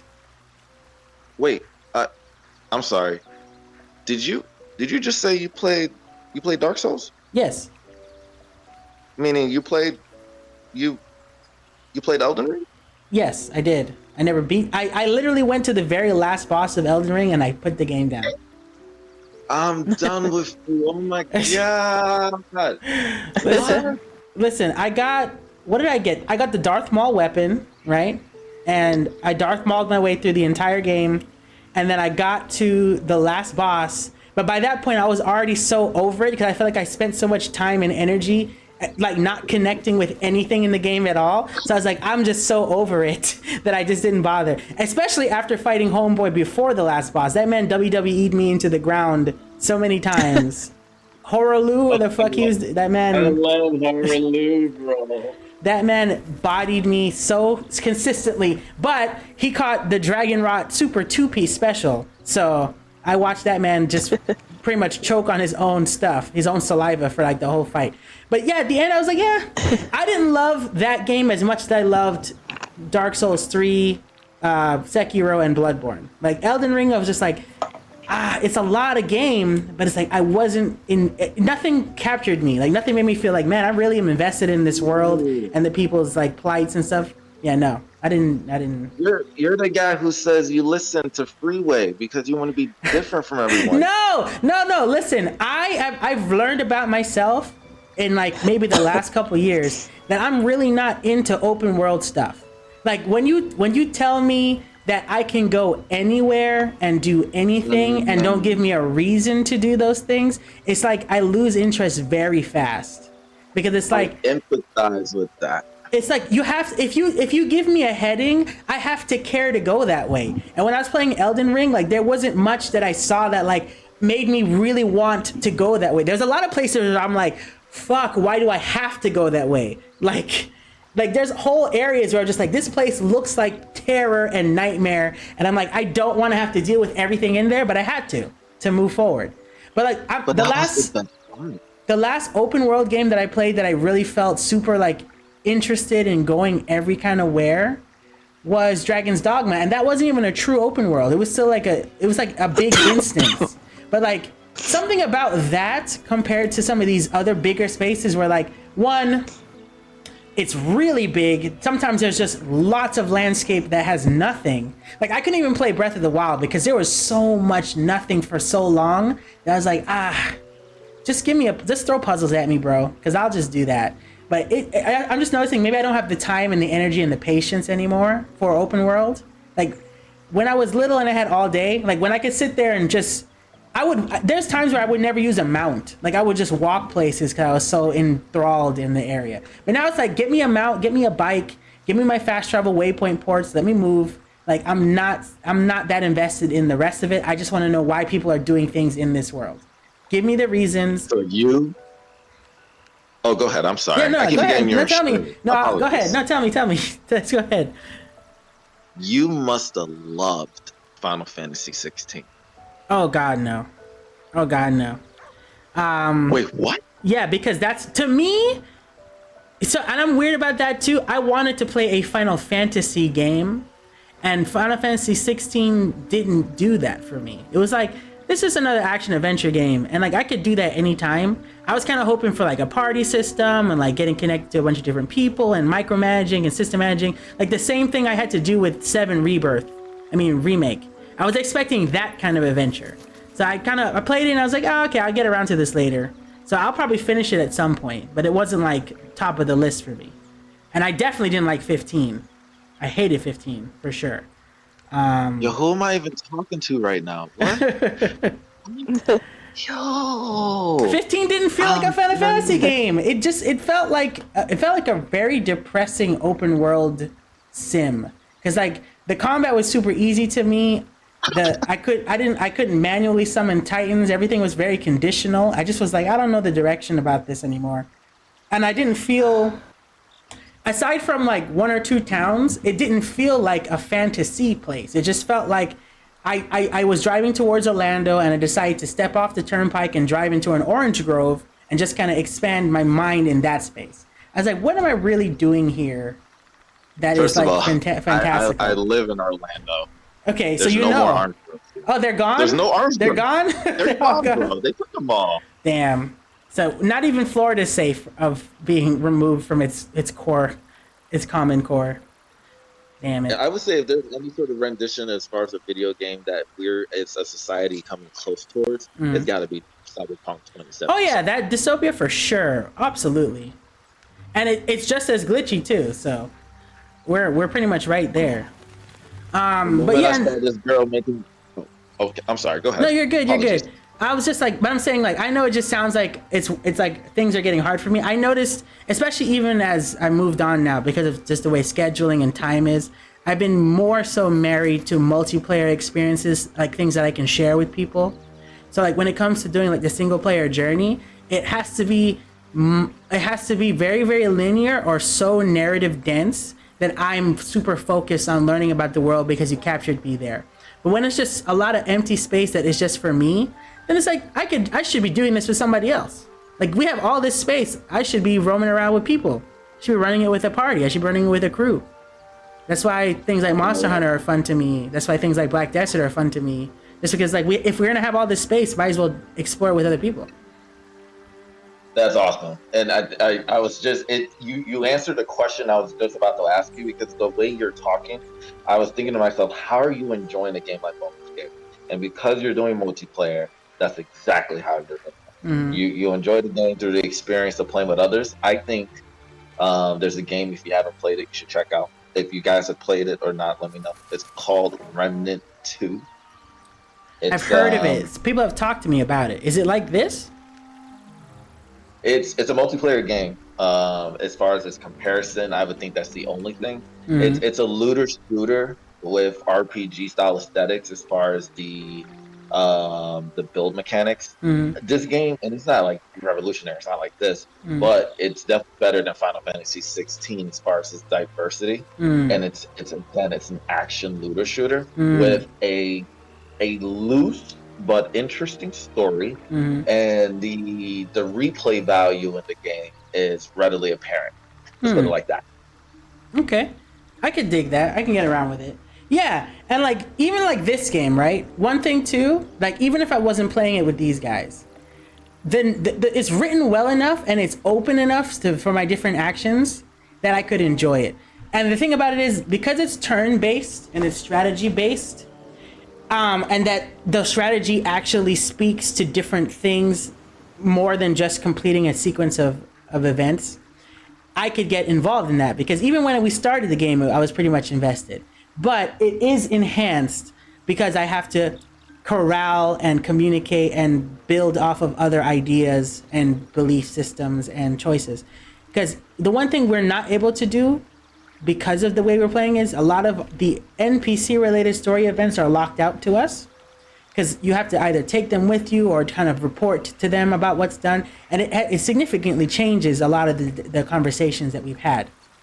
But it's also given us in a completely different avenue that is unexplored by some people who are more familiar with things like D&D and this gameplay altogether. Like, of the three of us, I'm the only one who's played more D&D. They've all had a chance to sit down at a table to do it, but like the mechanics and things related to it at large are lost to most of us. So we're doing things from just looking back at our experiences that regular, veterans of the series would not even have thought to do, because it's like, we're coming at it from a completely different angle. We're striking when the iron's not even hot. Like, we're just holding the rod in the hand. And here's the silver lining with that: the joy with the perspective that you guys are coming into it with what this game offers is the true definition of replayability. Whatever choice you have, if you're playing it truly by a perspective of not like me, save scumming and trying to find every alternative because I'm just so super analytical about everything. It allows you to go back 2, 3, 4, 5 months from now, a year from now, 2 years from now, and with a game like this, they are going to inherently make it better. You're getting a new experience every time. This game offers so many perspectives that there's no way it cannot be considered game of the year. Sure. What it offers someone, both a veteran or new. I'd never played Baldur's Gate, never done the D&D lifestyle. Now I feel like a total L7. I'm over here dreaming about dice and about druids and bears for some reason. I'm out here. I'm kidding. Hey, look, but that's great. That's great that it has that effect, because this is one game that I've noticed that even for people who don't even like this style of gameplay, they have literally fallen in love with it. You know what's neat too? So the replayability part you're talking about, right? Because we haven't done any save scumming or anything like that. And it's weird that it's called safe scumming. It's just more of like, you're playing a video game. You have you're God in your world. You can manipulate however you want. But we have let people die. we have let interactions completely fail. We have fucked up significantly before we even made it to halfway out of the first part, because we're just kind of letting things run by the wayside. We've been robbed, we've been poisoned, we've set people into motion that should not have been done that. We've let information slip that shouldn't have. It's all of that's happening. I mean, shit, people who have died now, we could have easily just reset. We could have saved before death. But we're like, no, man, the cards are falling and we're taking them as we get them. So we've lost some major NPCs already. We have missed major encounters. He tortured good guys and freed goblins out of. First of all, we don't know anything about that person's alignment. We don't know if he's such a good guy, how come he wasn't there helping us out with the Grove fight? I mean, he ran all the way back. So because you tortured him, he had to recover. Recover? No, I don't want to hear that, because a whole druid was in jail for who knows how long, and he still betrayed us too. So I think they're just bad company, if I'm being honest. Also, it was the only way to get information without having the entire fight that we almost got murdered with the last time too, because that's a lot of goblins in there. I personally think I made the right choice to play along. I didn't even gorge him that bad. I took a finger. I took a toenail and I scourged his thigh. He can live from that. If you saw the other options I didn't choose, I could have pulled out teeth. I could have broken things. I didn't do none of that. He is very much intact. He can live without a toenail. It'll grow back and his skin will heal. So he's fine. It was just a little. It's just a slight, little, small torturing, There's probably dungeons in Virginia right now that are doing way worse than what I did. So he's fine. He's fine. As well, you gotta be careful with this game though, because as you progress, you're gonna go to different places, different venues. These folks, depending if you kill them or one of the peoples figure out what you did, they're gonna go and start gossiping about you. You're gonna show up to a place and people are gonna mean mug you. You're gonna be, why? And they're like, we heard about you. You was over there in the Grove. You was acting a fool. They're gonna try you on that. This game is pretty in depth. I noticed they've already been racist to Brit. Like Brit, there's whole areas that just wouldn't speak to her because of her alignment.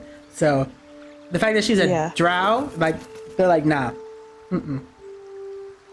No, they don't like drows at all. Drows in this game are the equivalent of I dare say white people. and then what is it? There's other people. There's a dude that we met from the Underdark who was more willing to talk to her than anyone else too.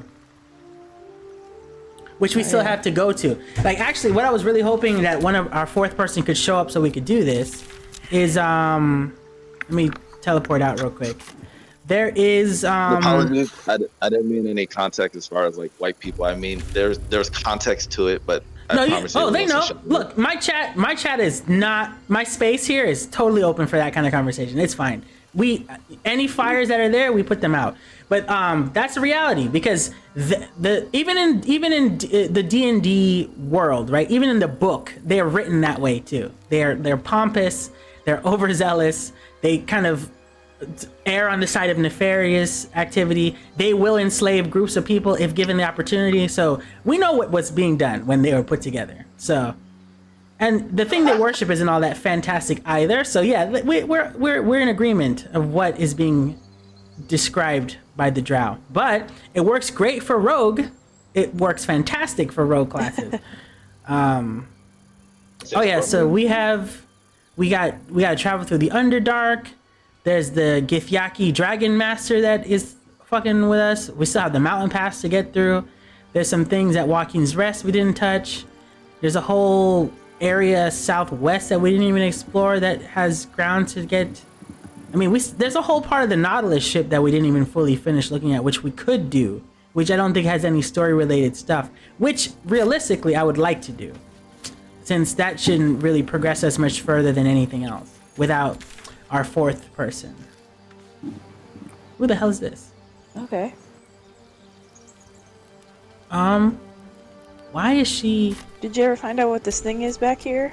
What's that? Magic mirror. No, I did not even know we had a magic mirror back there. But you are fully welcome to go to it. Oh, you could change your appearance and stuff. Oh. Oh, it's just cosmetics? Okay. Yeah.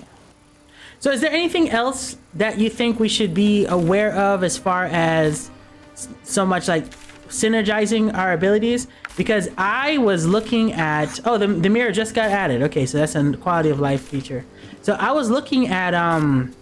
when I took control of the party to kind of do a lot of stuff that we didn't save through to just replay, there's some things that I managed to get done from like sneaking, from being away from sight. Like I managed to have the whole party in hidden and like do whole attacks behind enemies that were also very loud and didn't alert anyone because the sneak was still in place.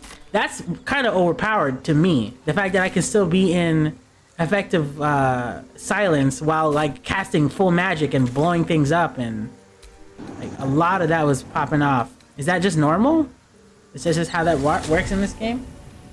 Yeah, there's certain classes that are kind of utilized in a very, just because of the way the game's mechanic is set up, abusive way. I would say Rogue, absolutely top 2 in this game. For sure, just not only for what it does in battle, but what it utilizes in your field, as far as how you interact with people. The fact that you're able to disarm and steal things with the highest proficiency that the game is able to offer, which makes these roles guaranteed. And there's going to be some big roles for like disarming certain things when you want to get some really good items. If you want to acquire 25, 30 rolls, your rogue is going to be that person.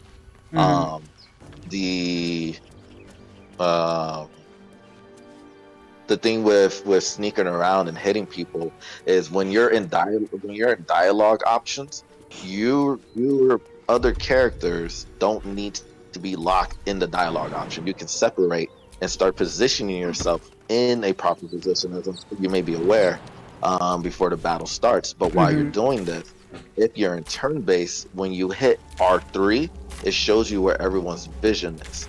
If you're crouching and you're not in anyone's vision, if you're not in the field of battle, you're basically not in the battle. And the only way the game registers you in the battle is if you stand up. So if you're crawling around, okay, so that's what I managed to do. Yeah, that's what I was able to do when I was sneaking around the goblin camp. Yeah, okay, makes sense. If you utilize that with spells like invisibility, cantrips like or the scrolls that give you invincibility, there's going to be items that you pick up that give you invincibility. You put that on rogue. It's a great item for them.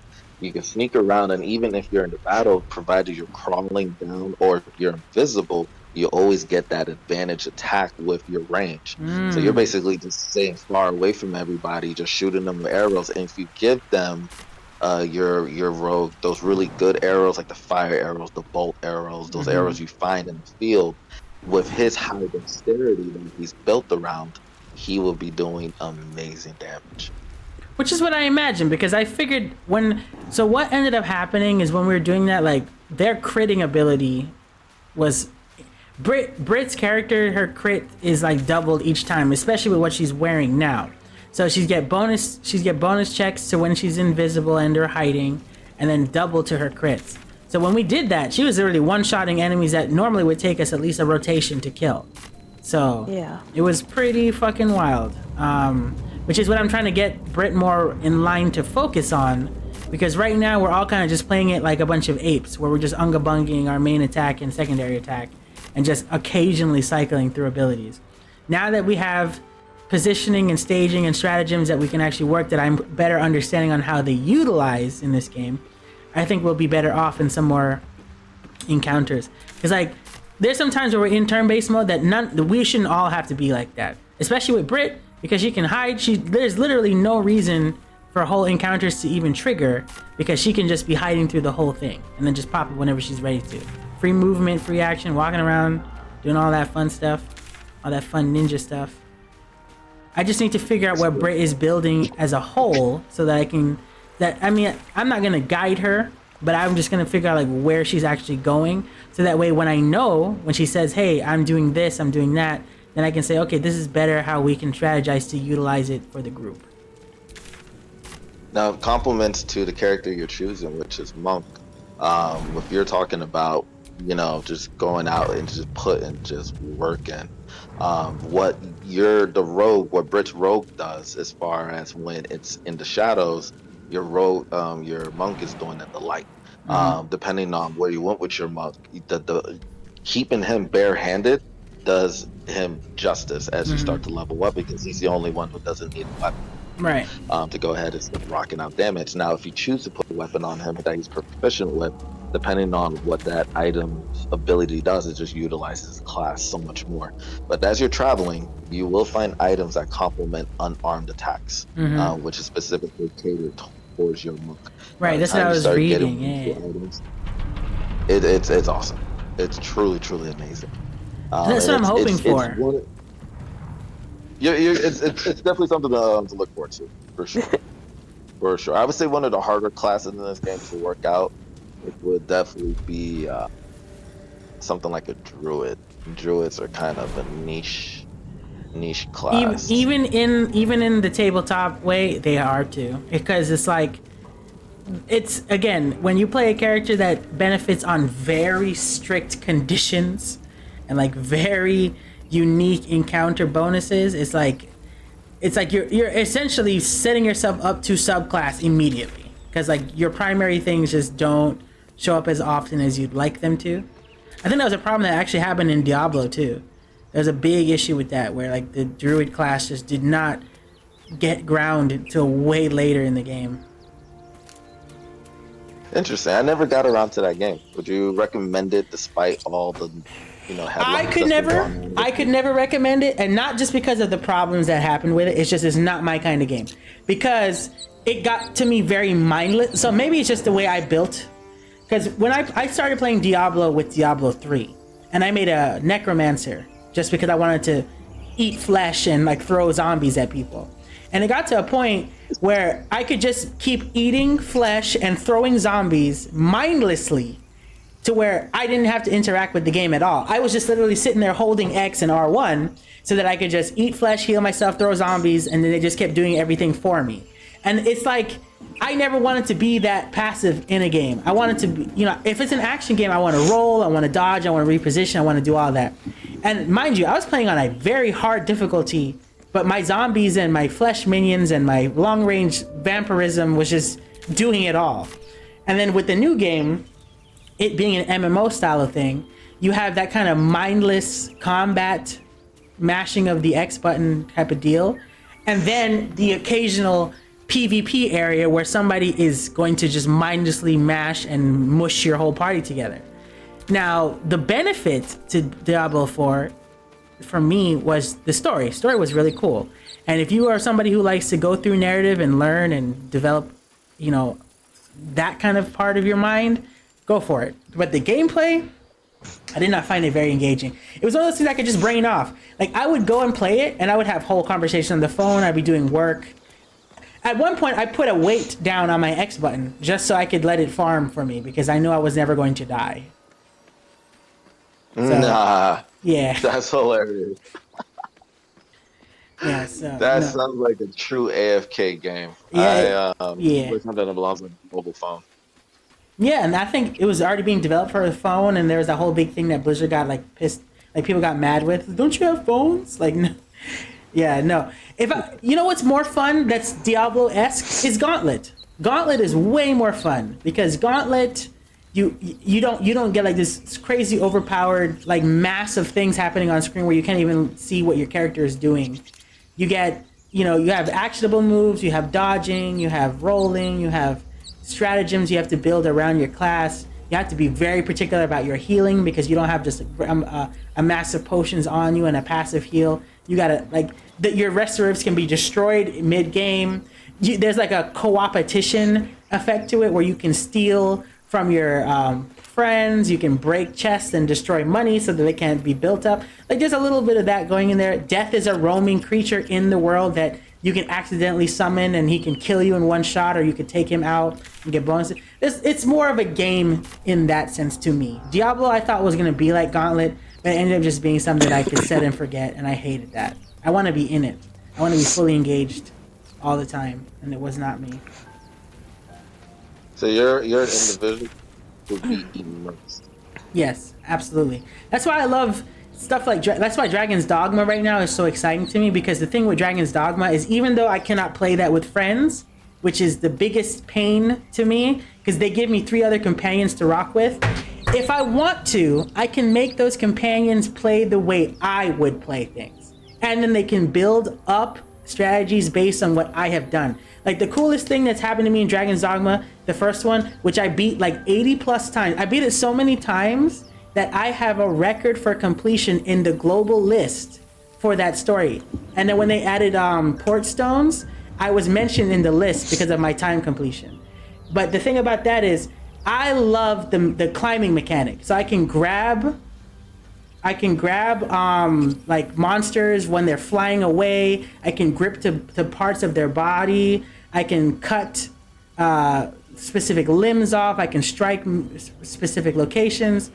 And then when I'm doing stuff like that, my minions and my pawns or whatever are learning about my actions and building off of that. So I was fighting a griffin, and my first attack is I'm gonna burn those wings. So I enchant my blaze of fire, I jump on the griffin, I'm slicing away at the wings to try to down it, and I'm falling to my death because it took off with me. My fucking pawn, knowing that I like to do that shit, was prepped to catch me before I hit the ground. So as I'm falling, it jumps in the air and grabs me and keeps me from dying. Then, as we continued, I picked up a pawn that's a greatsword pawn, and he knows that I like to jump towards lifted enemies, so he's prepped himself up so that I could stand on the greatsword, and he launched me up towards the enemy because he detects that I'd like to do that kind of shit. When we fight bigger enemies, things that have helmets and eyes and tethers and stuff that I can't climb onto, my pawns will actively destroy those components on the monster so that there's exposed flesh so that I can do what I do. And I was like, shit like that is great because I'm always able to just build off of what they give me and they learn.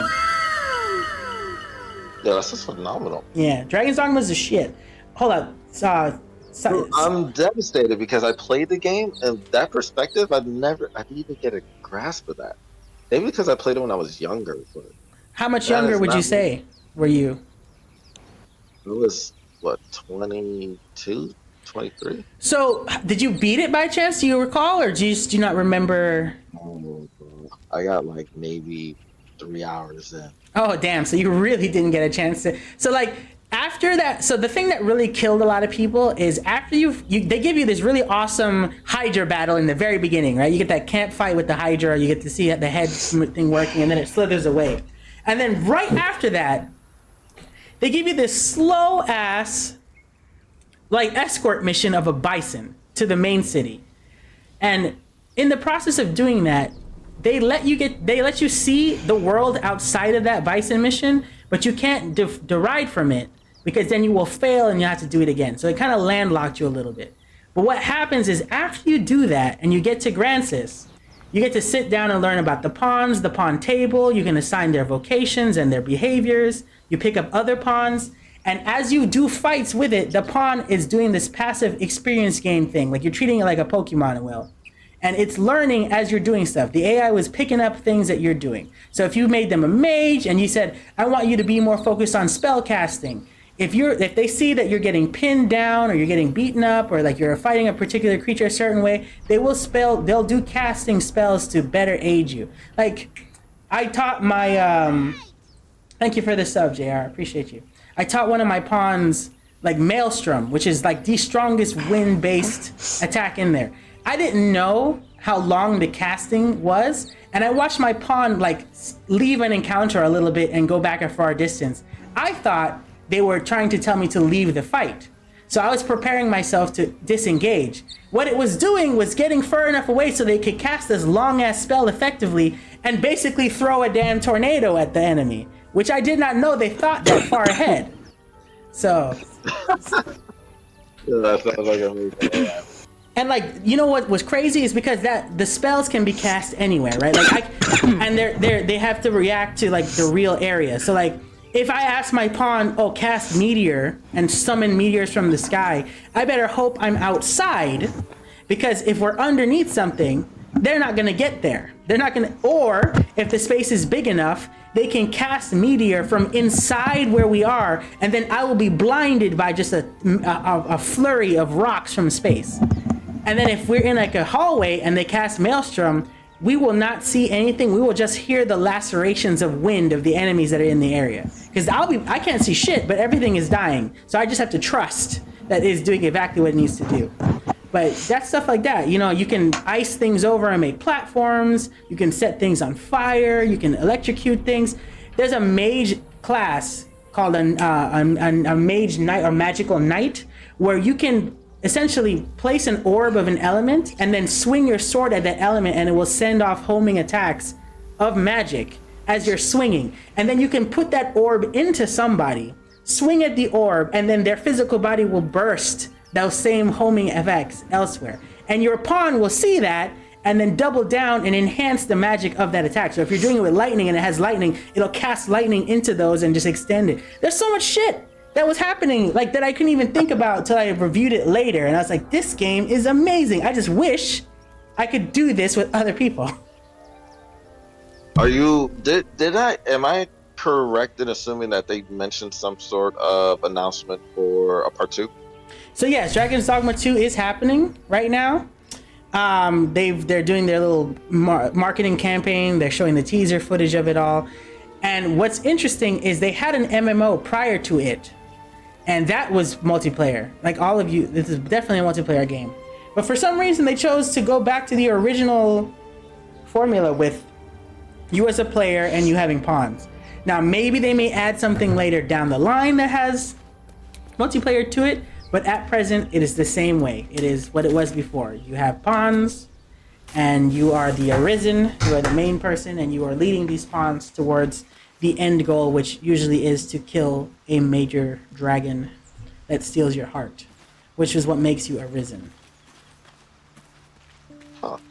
This game sounds rich in lore, which is what I love about RPGs. My man's at my office was telling me about this game. So hearing something complicated from a kindred spirit has definitely encouraged me to go ahead and put some investigation into rather than inquiry into Dragon's Dogma 2.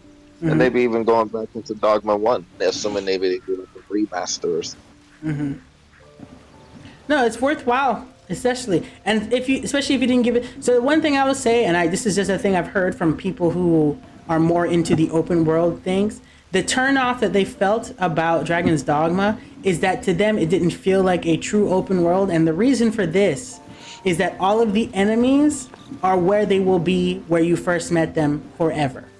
So they don't randomly spawn, they don't exist in different locations. Where you met them is where they will be. And that's great for speedrunning, and that's great for returning and farming stuff, but it felt like almost like a disengaging factor for people because they were hoping that they could be surprised more often. And I'll tell you this, when you're walking in the middle of the night and you hear the sound of a goat and you just see like a giant viper snake starting to cast magic at you, I was pretty fucking shocked. And to know that that's always going to be there has helped me navigate around that space better. But people want to be overwhelmed all the damn time, and I can understand that. But that's just not what Dragon's Dogma is. Once you know where everything is, it's going to be there. So you can prep yourself accordingly. It's good for pre-planning, especially when I wanted to do a different run or take a different route with stuff. I'm like, okay, the griffin shows up here. I'm going to prepare for this so I can take it down early. The cockatrice is here. The manticore is here, the chimera is here, the dragon is here, this and this and this. It just made life easier. What they did do is they added like a dungeon that was like a procedurally generated space where you would be surprised because every floor is different and every enemy is different. And that was fine for some people.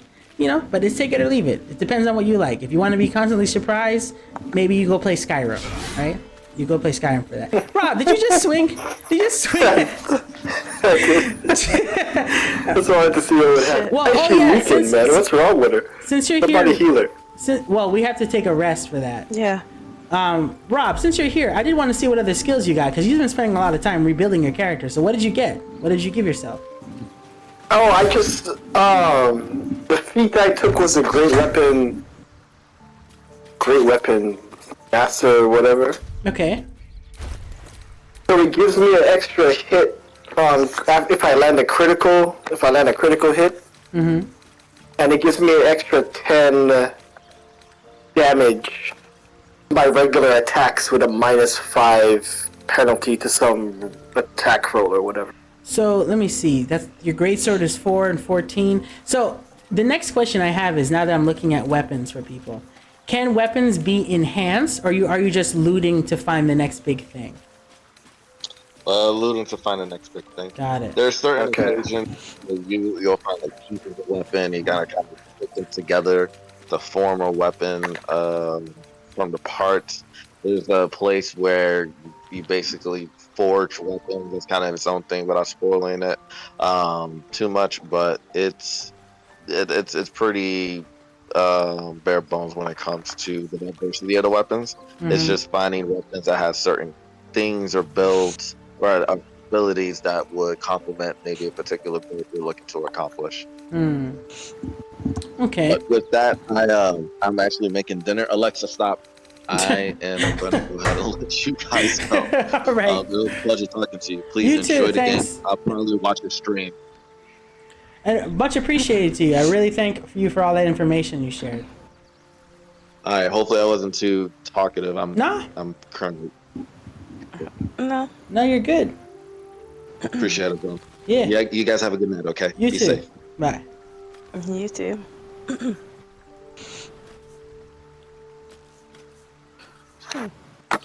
You know what else I've been looking at? The alchemy. Yes. Because some of these oils are great for my sword and shit. I need to learn how to make these ones. So if we do it, we can actually do it together. So if you hit the alchemy button, right? So what are you trying to make? It's coatings, right? The oil of accuracy. Yeah, the oil of accuracy. Yeah. Right. So you can make one right now because we have 2 dagger roots and we have 7 salt. So if you want, we can make it right now. I actually went and extracted a bunch of those things ahead of time. Yeah. I gotta look for these shit out. So I can just find salt out. You have to make. Okay. Gotta make salt in the extracts. So yeah, what you can get. So yeah, we can extract salt, and then we can pick up dagger root. So and remember, what they were showing us is that these pouches that we have, like the alchemy pouch, for example, when I pick things up, it automatically gets sorted into that pouch. So you never have to like ask me for something because it's always going to be on us as a party. So if you want, you can just go into extracts and just start extracting and start crafting right away.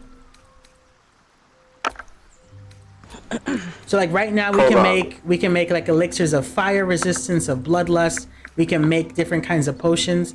Like Tilapia wants us to start taking more speed because he wants us to get addicted. They want us to get addicted. Addicted to speed.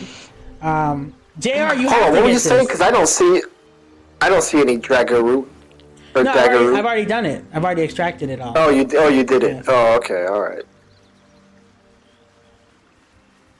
Tilapia, do you have any videos of people using speed? I'd like to see. Yeah, but Jeremy, you gotta get this game for sure. Okay. All right. Are we gonna rest and then head out? So here's the thing. So that because we can bring Allie along, right? She can be connected to the group. What to do? So my thing is, do we want to do anything that may compromise story, or do we want to because what I'm worried about is that she will miss significant things in our adventure.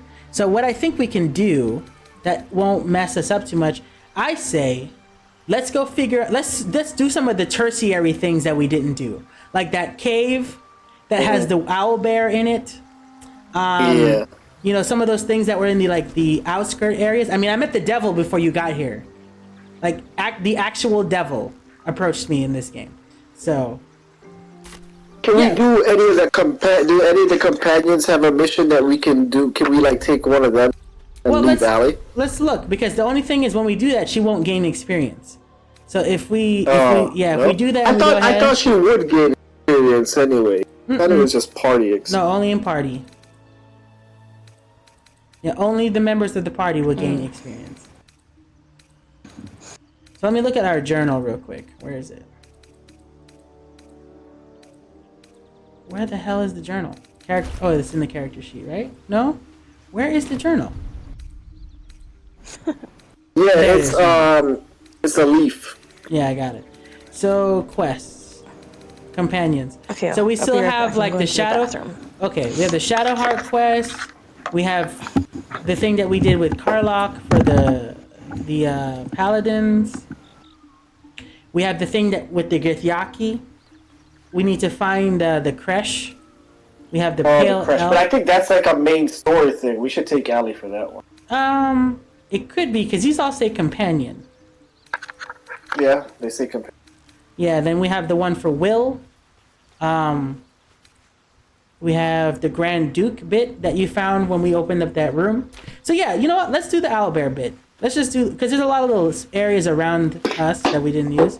So let's just do a big, we don't have any more short rests. So we're going to just take a full-on end of the day camping thing. And then we can say we've got some stuff done today at least. Oh yeah, Britt went to the bathroom, so we'll have to wait 20 seconds for her.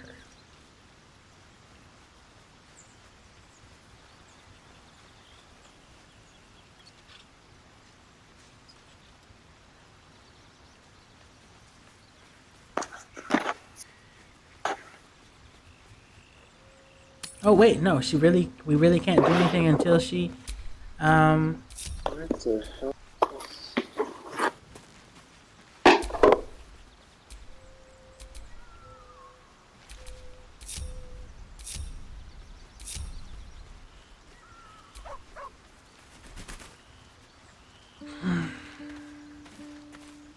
right, so let me see on the map real quick. I'm gonna check this out. If I remember correctly, it was around the goblin area when we were walking towards that in the back. And then there was the owlbear cave. There was a bridge of a log that we could have crossed over. And then there was something else. Yeah. Do you still have that ability, Rob, that lets you protect somebody next to you? Yo, what's going on, Loki? How you doing? Oh, did you give that up when you were respecing? But I'm gonna get it back by next feat. Oh, got it. Yeah, I fully plan to get. I just wanted to try out the Great Weapon Master for the next one. I'm gonna take it. Gotcha. I haven't played it yet, Loki. But it looks interesting. I was seeing some stuff on TikTok of gameplay of it. I might grab it. Is there a demo out there that's free that I can play? Oh, it's a free game. Oh shit. Is it PC only? Let me see. Battle. Let's see real quick. My Hero Academia.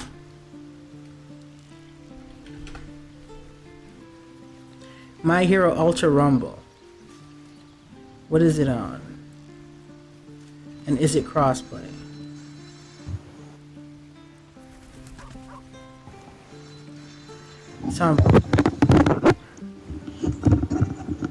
It's on. Oh, it's everything. Okay, I'm back. Welcome, Britt. We're gonna take a rest and we're gonna go deal with the owlbear. Do I have to get up from my thing? No, you just have to press the button that says rest.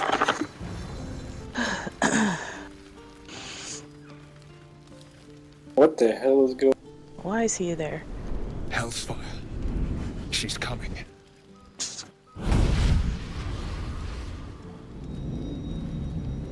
Okay. That's probably the demon he made a pact with. Well, you've been naughty. And you know what happens when you're naughty. Gods damn it. Anyone but her.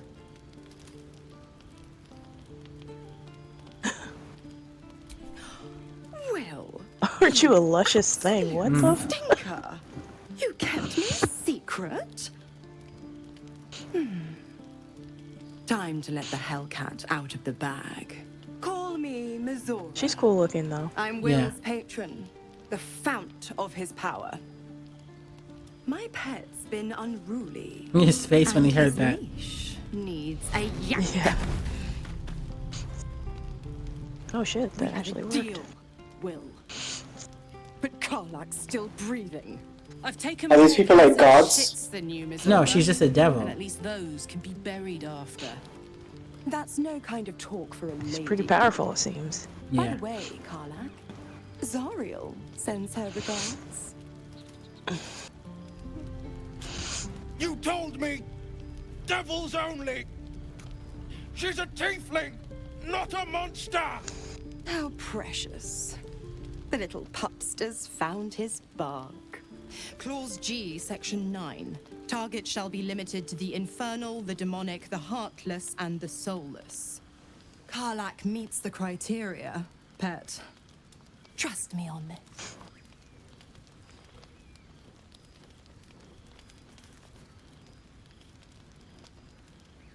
The point? Oh, yes. Thanks for the reminder.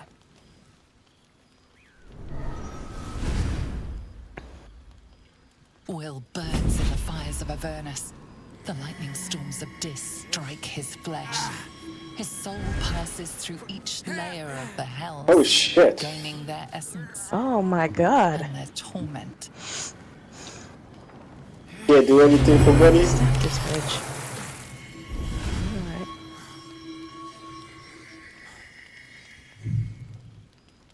Okay.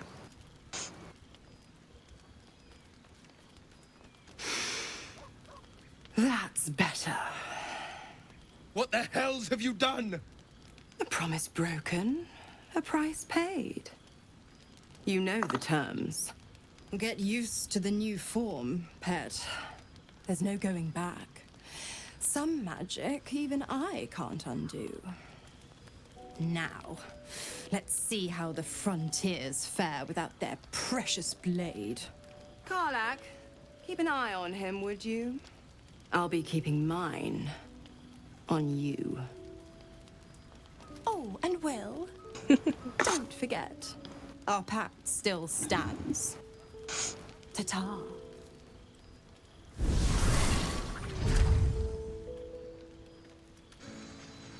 Oh wow. That's So that's what Ali was talking about, because that's what he was telling us why he needed to kill Karlak before. So that was the explanation. He's made a pact with a demon, and it's gone. That's messed up. To the hells. Just look I at also me. found out in talking I to did what him was that right, the and Mazora made me pay for the it. general that they I'll took be hunting devils from that and one demons, she burning said. town is Traitors his and father, hypocrites, Oh. heartless evils of all sorts, but not and that Zariel's they victims. used to have a good Not relationship, but innocent he just wants tieflings. to save him. Warlock pacts tend to be unforgiving from what you know of them. Will was lucky he didn't face a more severe punishment.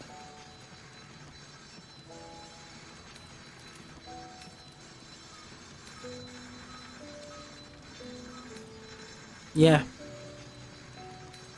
I mean, that's kind of mean. He's kind of fucking dealing with it. Yeah, but he brought that shit on it. Like, don't make pacts with fucking people with horns and wings, shit like Yeah. that. All Like, these that's years. Yeah. You'd think it's a lesson I'd have well learned. It's Mazora who grants me the power to conjure armor and cast eldritch blasts. Before I was infected, I could even call hell beasts and summon festering clouds. But I promise you, every thrust of my blade and every flame I sparked was for the good of the coast.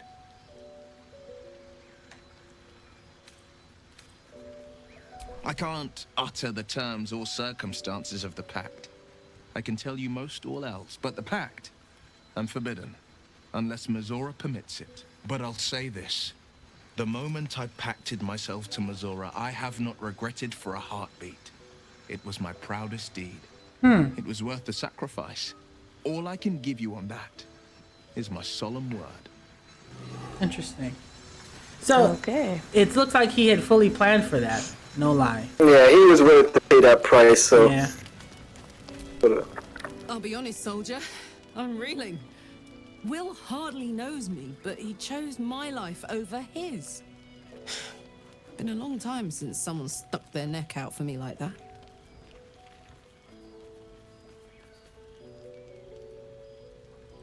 So it says You that could we say slept, that but again. Ali's still When he was not chasing healed. me through a we haven't I thought he slept was yet. just We're still another at night. sad merc.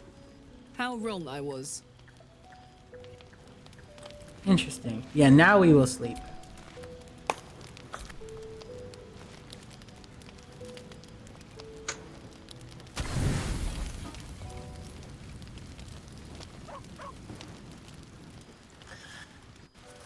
How are we on camp supplies? Are we still good? Yeah. Yeah, I put... They showed me that you can send the camp supplies to the camp itself and not worry about keeping them on you. So you can send them away whenever. I promised I'd be back. What's that person? Don't worry. I have things under control. For now. I see you've been using the powers the tadpole gives you. Good. But things haven't gone as you expected. You hoped a druid as powerful as Halsin might be able to remove your tadpole. But he couldn't. You're desperate to be rid of it. Understandable. But you're looking for solutions in the wrong places.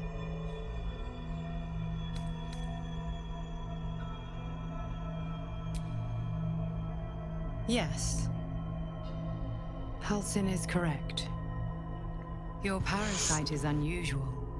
It is wrapped in magic that prevents its removal.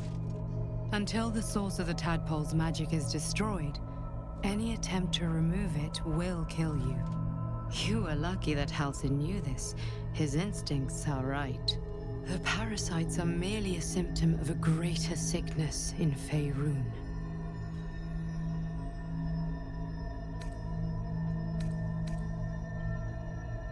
It imbues the parasite with special powers, some that benefit, most that harm. But most importantly, it enables the host to be controlled. The infected hear the voice of the Absolute and believe it to be a god. That is how the cult of the Absolute is spreading. The highest of their rank, the True Souls, carry a tadpole just like yours. It is how they receive their orders. It is what makes them obey. When the order to transform is given, it will not be a matter of days. They will be mind flayers in an instant. Were it not for my protection, so would you.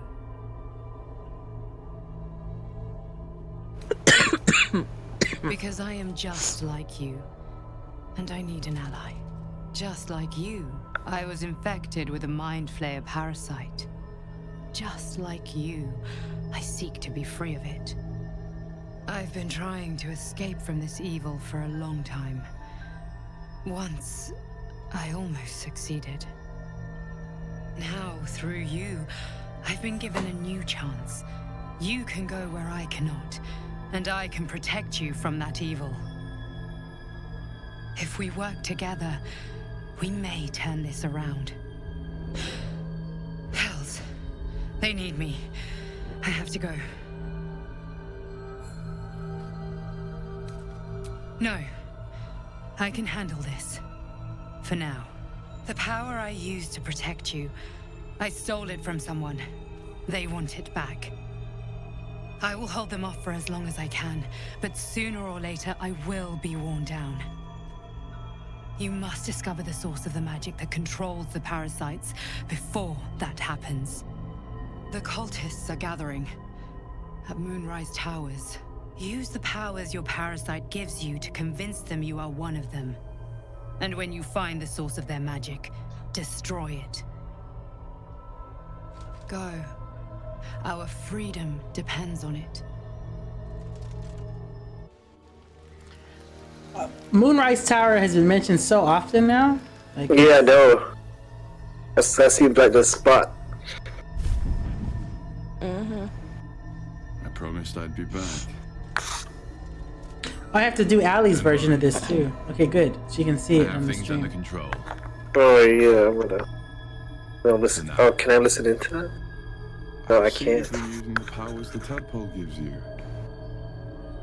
Good. Oh, no. But things Now you haven't can. gone I as you changed his private expected. off. You hoped a druid as powerful as Halsin might be able to remove your tadpole, Oh, yeah, okay.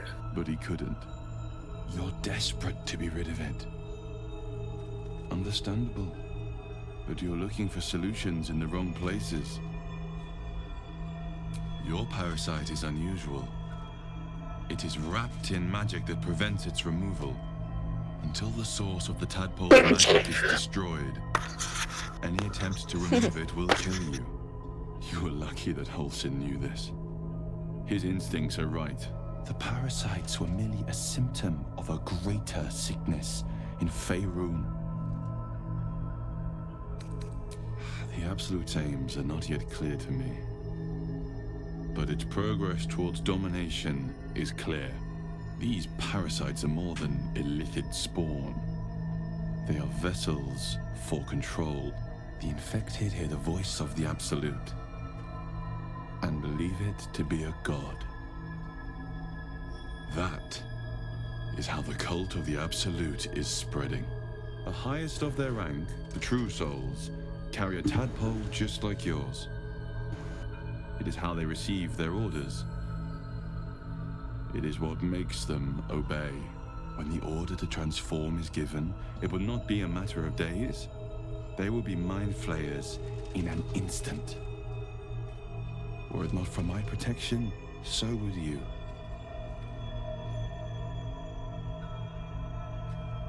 It's complicated, but I'm an adventurer. Just like you. Just like you, I was infected with a mind flayer parasite. Just like you, I seek to be free of it. I've been trying to escape from this evil for a long time. Once, I almost succeeded.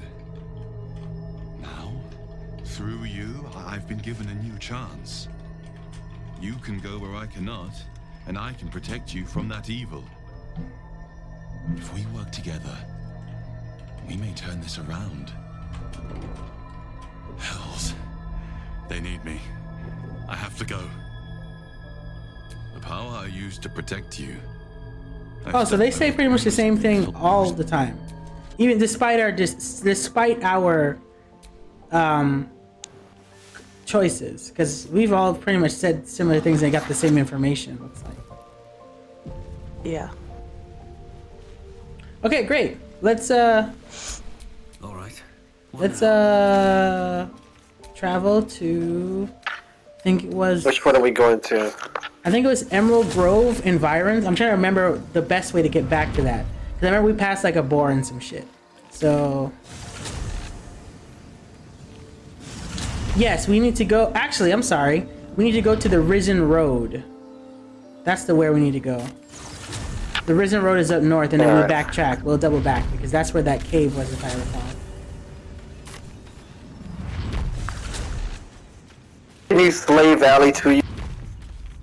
Uh-oh. I need to bring her with us. I just realized what's happening.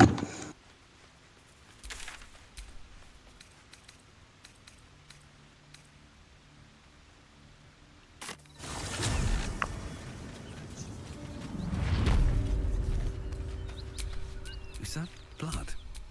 No, never mind. What are we looking for?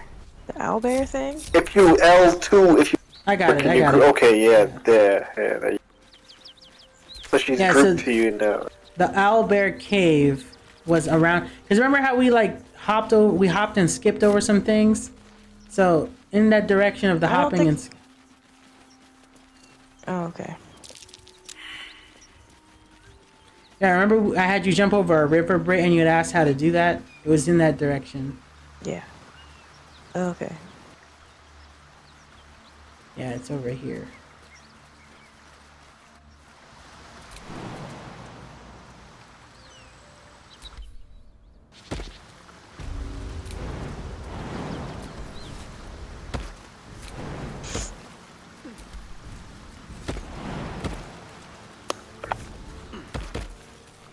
Right, I remember this now. Yes, and then the owlbear cave was around here somewhere. Oh shit, there's a dead body here. That's the body that you rezzed when we had the dog.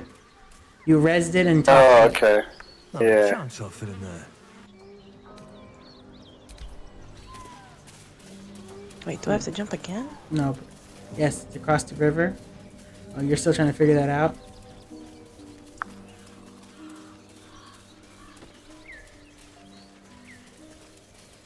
Oh, and be on the lookout, Rob. Alchemy things are around here as well. Ambitions to rest. Oh, okay. What foolish ambition, Psycho? Oh, here's the cave. I found it. So the owlbear cave is around here. Yes. So Britt, everybody assume a sneak posture here, so that if it's in there, we don't activate it immediately. But I'm gonna do. Still breathing. Despite everything. Just out of view.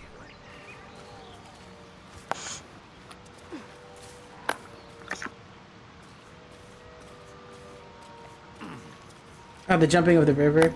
Yeah. We're waiting for Britt to get into sneak. Okay, great. Okay.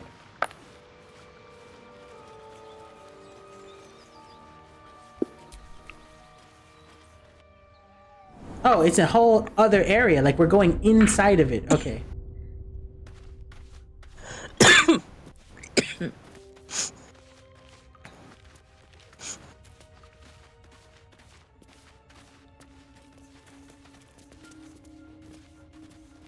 Shouldn't Britt be sneaking ahead? She's our sneaks, right? I mean, she should be. Yeah. Yes. She is the best sneak. Crag rock.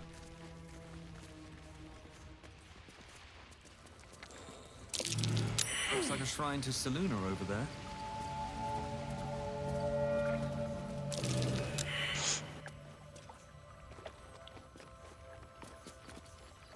So we got incense, scroll of detect slots. What's in here?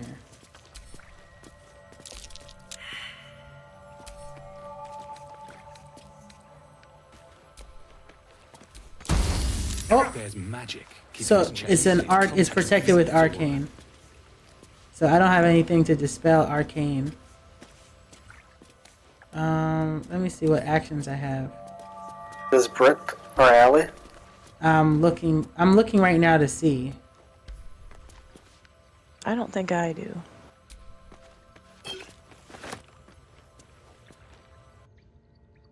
Nope. Rob does surely fuck not have it.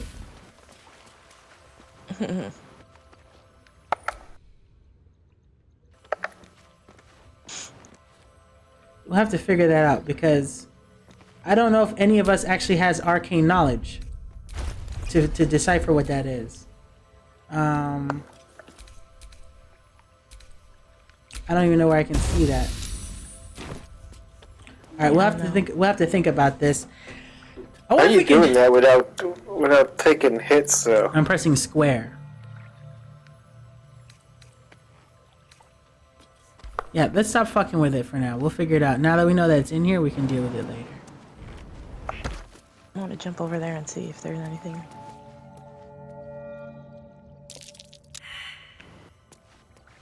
Oh, there's a perception check over there.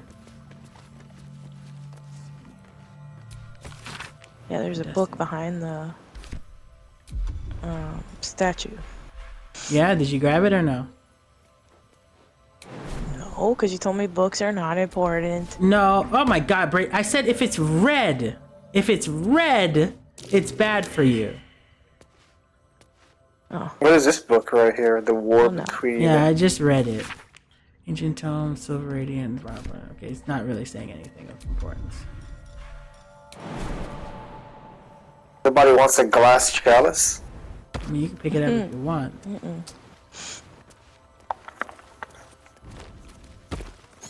That stench. Sure, I'll take a glass chalice. Okay, oh wow, there's the owlbear. It's huge. Whoa, whoa, whoa, whoa, whoa, don't go any further. I'm gonna double back around. You guys can survey that area if you want. I'm gonna double back and see if there's another spot to look at it. I can't see it from my angle. Zoom out. Or use your hand. Use your little ghosty hand and you can go look at it without ever encountering it. Oh, wait, I see it now.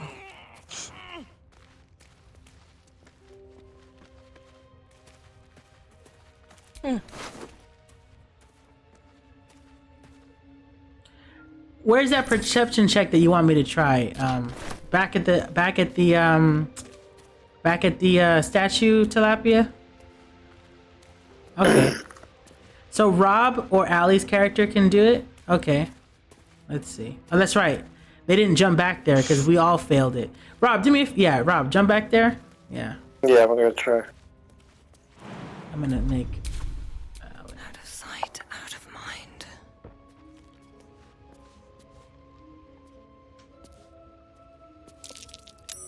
Oh, Rob succeeded. What did you discover?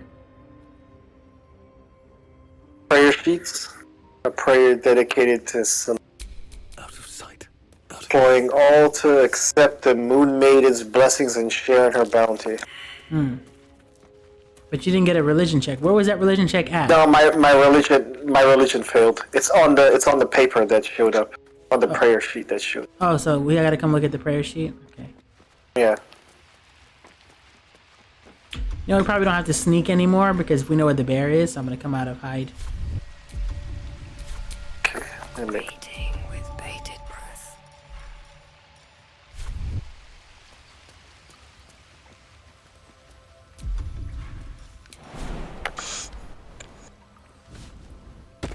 Alright, where's this is the paper here?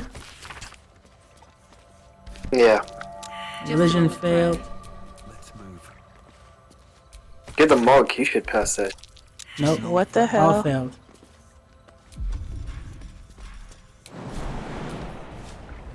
Alright, I'm gonna double back Okay. around that other area too.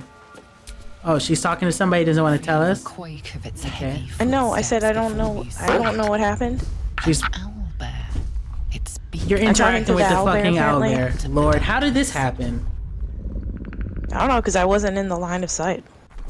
Did you walk into its den? Well, pick something. No. No. Then how is this happening, Britt? You might as well pick something. Ooh, that's a high oh my god, you're not gonna... Oof. I hope you have more chances. Oh. Oh, nice. You live. Good job. The owlbear's one See if we good can eye discern some flicks away weakness. for a moment. You follow its glance. Oh, and see baby. an Oh, owlbear fucking baby owlbear. The owlbear stares, then sharply inhales your scent. It sits back, its eyes still fixed on you. A silent ultimatum. You can leave now, or step closer, and die. Oh. Alright, good. Okay, She's I'm leaving. good. Yeah, let's not kill mother. I Yeah. guess. Alright. Is there anything we can steal from the owlbear? I guess not though, just this Yeah, I guess not. We're not gonna fight an owlbear for no reason, Tilapia. In spite of your craving for violence, you're not going to... Tilapia is an instigator is what I'm gathering. I'm sure Tilapia has a blood feud with damn near everything that they encountered in this. Funny.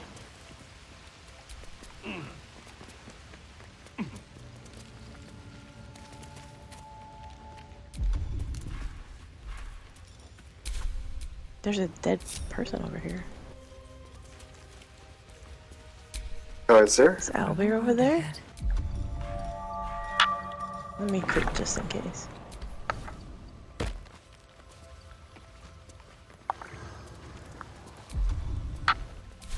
Let's move. What is Rob doing? As he's I speaking was to the trying to dead? talk to that dead goblin, yeah.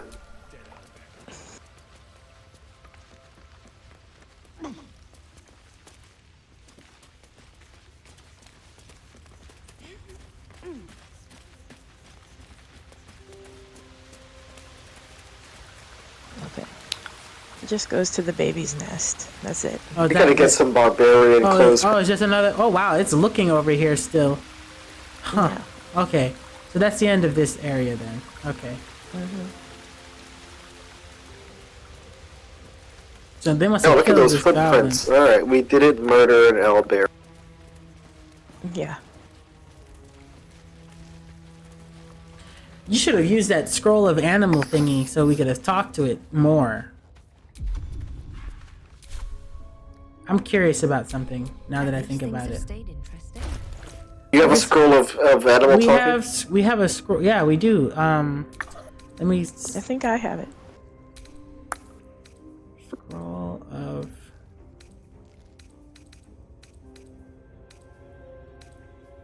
I had it, but I don't see it anymore. Scroll of web animal. It's animal friendship. It's yeah. Allie has it. Scroll of animal friendship. I'm gonna see if I can use that. Hold on. Let me do a quick save, just in case. Okay. I'm gonna. Nobody. Y'all don't need to come for that. Like, I'm just gonna try it. Well, but if you initiate an attack, Oh, yeah, how far I'm away? outside. Don't. No, I'm not. I'm just gonna reload from my fail. That's why I saved, Brit. So you don't need to come for that. How do I ungroup you?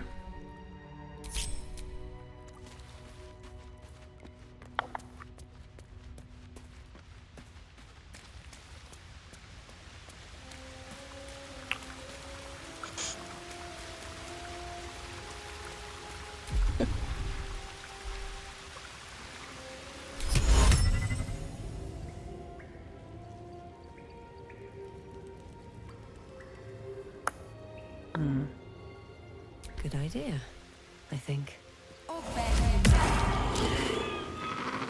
Oh shit, is this a crash pod? That did not work. It is. What is it now? Yeah, that's a 45 on it. It's distressed. Yeah, nope. And then Brit still has her charm ability too. That probably could have worked. Oh, wait, did it fail the check? What is that saying?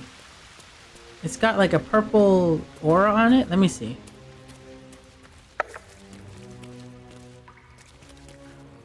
Oh, we can talk. I'm going to talk directly to it.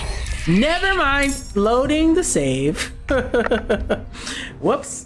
That should attack you. You know, I hit talk and it immediately went into aggro. So we're just going to skip that. I thought the scroll worked, but I guess it didn't work. So nope. This is why we save ahead of time. Now, what are we doing next? So next is there was a trunk that was crossing a gap in the cliff near where the dragon thingy was going. Like there's a whole spot away from that. So a trunk? Okay. Tree, like a downed tree trunk. Why are y'all? Oh, you mean on the way to the goblin camp? On the other side of the goblin camp. Correct. Like south of the goblin camp. Okay. At least things have stayed interesting. Right, that would be... You gonna fast travel there? Yes, because it was at the goblin camp. So if we go to the blighted village, yes. Yeah, okay.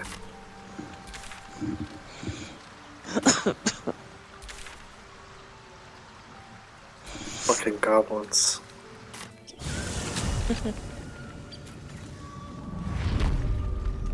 I mean, we did pretty good. What is it, south? It's south? Yeah, okay. I think it was this...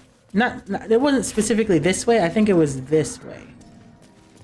Because it was in the direction of where the Dragon Mountain Pass business was. And there was like a... So that's the goblin camp over there. If I remember correctly, across that bridge is the goblin camp. So we're not going that way. But there was a whole other... This way. Yeah, you remember it? Yeah.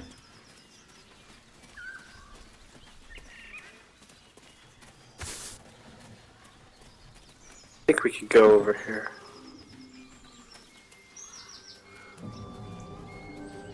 Was it this way? I don't think so. I do remember seeing something though. No, right here. It's right by me. Okay. And it's like across a ravine, right? Are you crossing it now? Yeah. I gotta drop down. Oh, that's a big hit. That's a 4 HP drop. Is it to jump down? But hold on, I need to know where that's boy. going. Is this going behind? It might be going behind the goblin camp. There's probably another way around to it. That's not like such an insane damage to you. Let's see.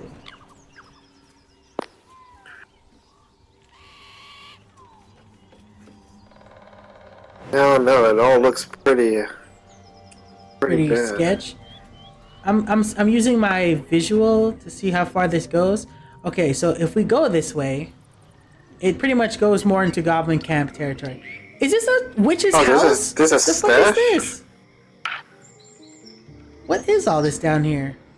There's a whole Yeah, but other there's nothing in thing. the stash. An old human lady making soup. That's probably who this is.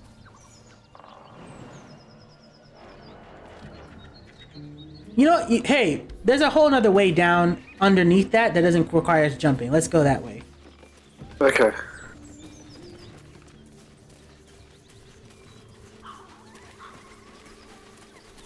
What's this? What? Oh, that's the goblin camp people. They're just chilling. Okay. Goblin outpost. Maybe this way? What is this? There are people talking down there. Yeah, I see that. Lads, for the love of all that is holy, I've never clapped eyes on your poor sister. Drop the act, hag. You was the last to see Mayrina. Just let her go. Please. Thank goodness you're here, sweetie. I don't know what's come over these boys. Is that the lady from the Grove? Ethel's face creases with false concern.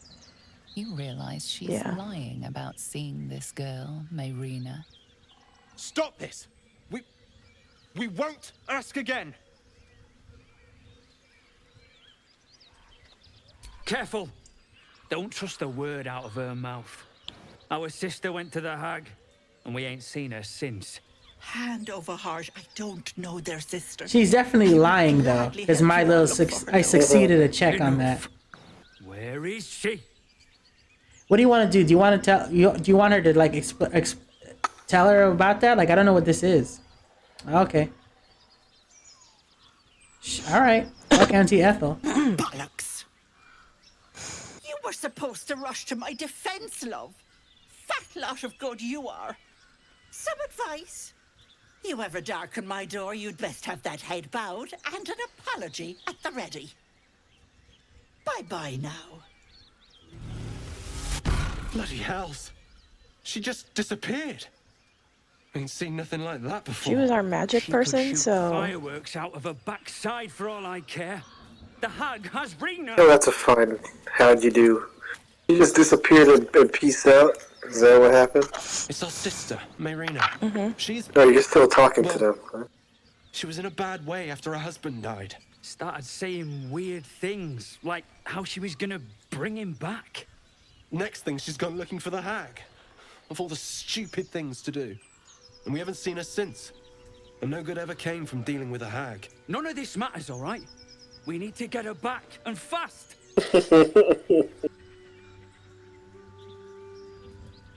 Are you joking?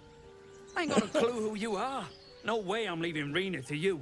But, Joel... Not a chance. We're getting her back on our own. Now, come on.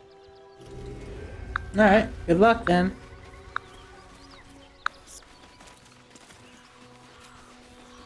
So, I guess that's a bog witch? Whoa! Chill runs up your spine. You feel like are you're you being in a fight? watched. No, Brit, you could just look. I'm not in one. Yeah, we're not in a fight either. I'm just saying you can just watch the conversation. We're not in a fight yet. No, look at that. That's nice. That's. That doesn't look evil at all. Who just skipped the conversation? I didn't even get to hear what they were saying. Wow, the whole area is fucking changed now. What the fuck is? What the happened? I don't know. Why are we in a stupid bog? This is whatever magic was being cast on this area is now being released.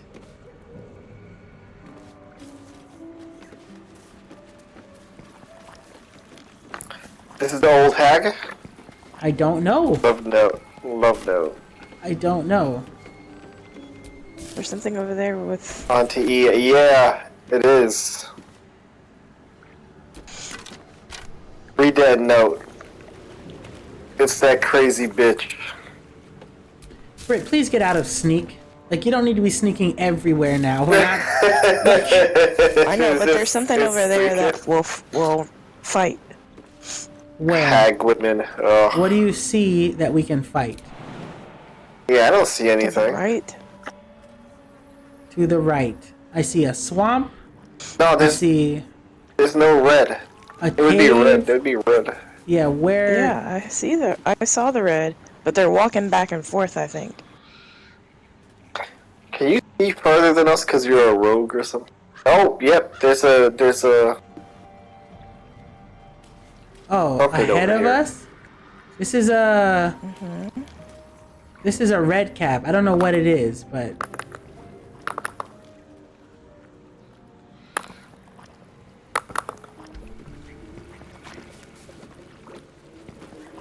Alright, we don't have to do this yet. I would like to do this with Allison, personally. What is this?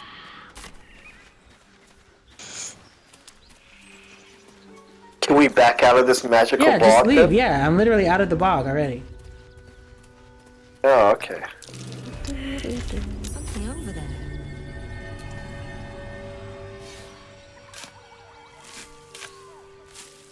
Oh, so the rest of this is still normal. Alright. Yeah, she just cast a spell on the area. Can we still make it to that log that we were trying to get to? Yeah, but so what I'm noticing is what I had seen below is probably her hut, because I was looking over. I was using my jump ability to extend the camera view, and down there, underneath the log spot, was a witch's hut. But it looks like it's gone now, because of this whole interaction that we had. Because it was definitely down there, but now that she's cast a spell on it, she's probably hiding her home. Because it was visible there. So maybe if we didn't give her up, we might have been able to go to her house directly, but she is a witch, so whatever.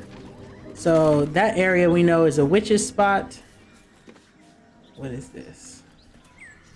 So what we could do then is we could go across the Goblin Bridge and bust a left and not go into the camp directly.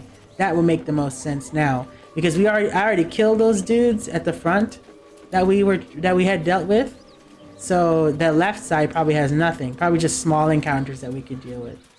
Is that the lady making soup that you were interested in us seeing, Tilapia? Is that the old woman? Because Auntie Ethel does not seem like the woman we met in the Grove. She seems like a whole other fucking person. Oh yeah! Bacon lady, right? What's that? That's not the same. No, that's not. I don't think that's her. I thought it was. We gotta go. Not. Gotta go back to the Grove and find out. No, she's not there anymore. Remember when we tried to go over there and sell things? She was absolutely not there. Oh, she wasn't? Because that other dude was there. There's a lot of traps here. We can make this jump, I think. Yeah, but hold on. Oh, fuck me. I just finished saying there's traps. Yeah, I know. I wasn't paying attention. Shouldn't have wished to live in more interesting times. Is that blood? No, never mind.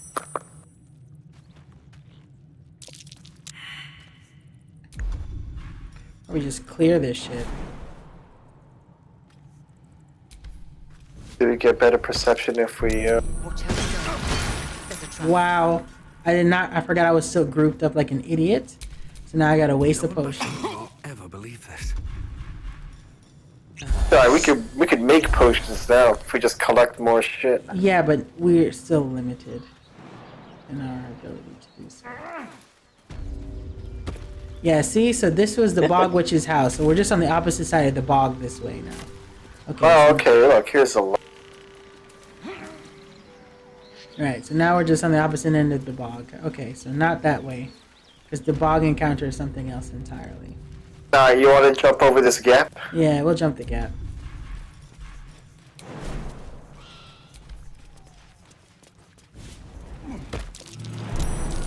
Another trap. Lots of traps. Lots of traps.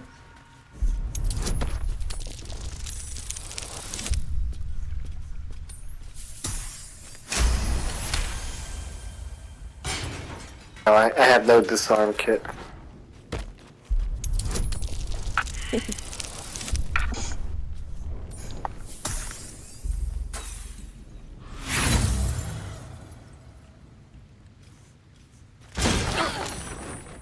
Oh wow, if you don't disarm, it just blows up. Okay, neat.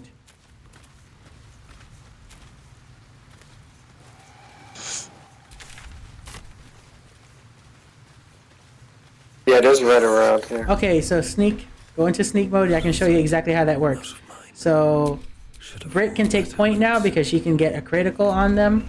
And if we all are in sneak, the longer we're out of view, the better advantages we all get. Taking my time in the shadows. They're not gonna see you behind the wooden barrel thing, Britt. So you can just go behind it. Like we're all gonna do that with you.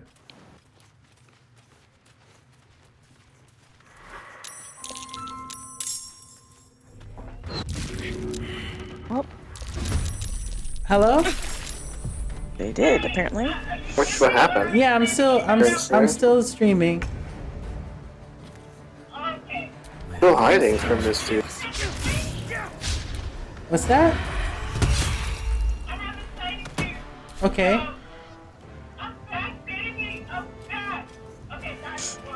There's still red though. Yeah, because there's two more. Oh, that's great. Oh, this, yeah. That's great. Time to push my luck again. Can you do a sneak attack on them? I'm trying to.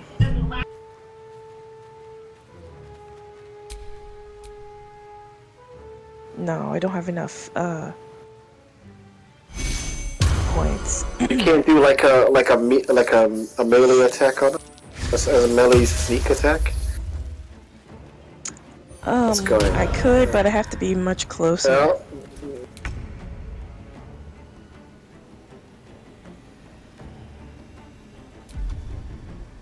That's you two.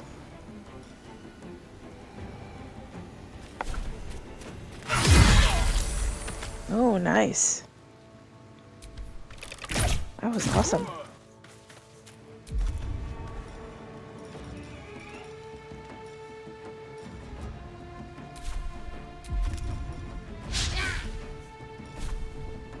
Dang. Should get started.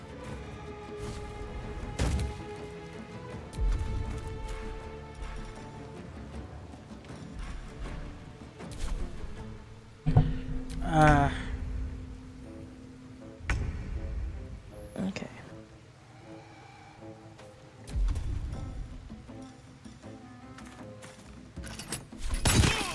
Okay, great. What happened with this? How did we get seen? We were out of the cone of visuals. What ended up happening there? I have no idea. No, he's got a spell here if you want. Yeah, grab Scroll it. to speak. Oh, it's a scroll to speak to the dead. Is that what you've been using this Wait, whole time? You get a disadvantage. What? No, I think you get a disadvantage on range attacks when you're up close, right? Shouldn't. I do. Is that how that works? Yeah. No. You shouldn't, though. But just... if I'm sneak, I get an advantage on it. Yeah, sneaking will give you an advantage, but like you could use a bow up in front of somebody's face, and all it does is improve your accuracy to hit them. It's not gonna make you. It's not gonna make you like not hit them. It's just better for you that you can see them.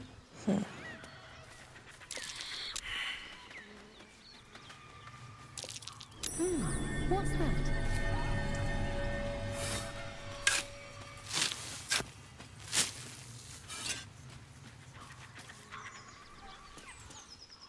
What is this? This is a place to go through. Oh, this is no. We can't go that way. So no, that is literally progressing the story further. So we cannot do that. How do I cancel this? Okay, so here's what we're gonna Just do. hit X. We're gonna call it here. We're gonna call it here. Just warp back to camp. We're gonna call it here. We'll pick this up next Wednesday because we have the Bog Witch to deal with, and then that. So we'll pick that up at the next foray. Are you stuck in it, Rob? Oh, okay. Yeah, I got out now. So we're going back to camp? Then? Yeah, we're going back to camp. Yeah. Yes. I can play during the week. Yeah, if you we'll pick guys it up. have Yeah, some we don't. time, Yeah, some other time. it's just we got just Allie just has to get through what she's getting through, so we can pick this back up. And Britt, I know you're in love with sneaking now, tomorrow, but you don't have to sneak anymore. No, I don't know why it did that. Okay, so we'll pick up. And I'm gonna She do a looks short. badass in that fucking armor, though. Yes, she looks like the person we yeah, fought. To it be honest does look with cool. Oh yeah, she does. She does look like the person. But, yeah. Okay, quick short rest. We'll save the game here. So we have the Bog Witch to figure out, and the next major area. All right, great. What about that? What about the pub that we could have gone to? The what? The pub. Remember those guys invited us That's for drinks? past the mountain pass. That's through the mountain pass. Oh, okay. It's in the next area. okay. Yeah. All right. Oh, travel through. Okay, that's where the Moonrise Tower Yeah, is. pretty much everything we need to do is past that mountain pass. It's either through the Underdark, which is one option we have that's only available through the Goblin Camp, and the mountain pass. Those were two routes we could take. Okay. All right. Oh wait, well, what is this? Discover the artifact secrets. All right. yeah. Okay, y'all. Till the next one.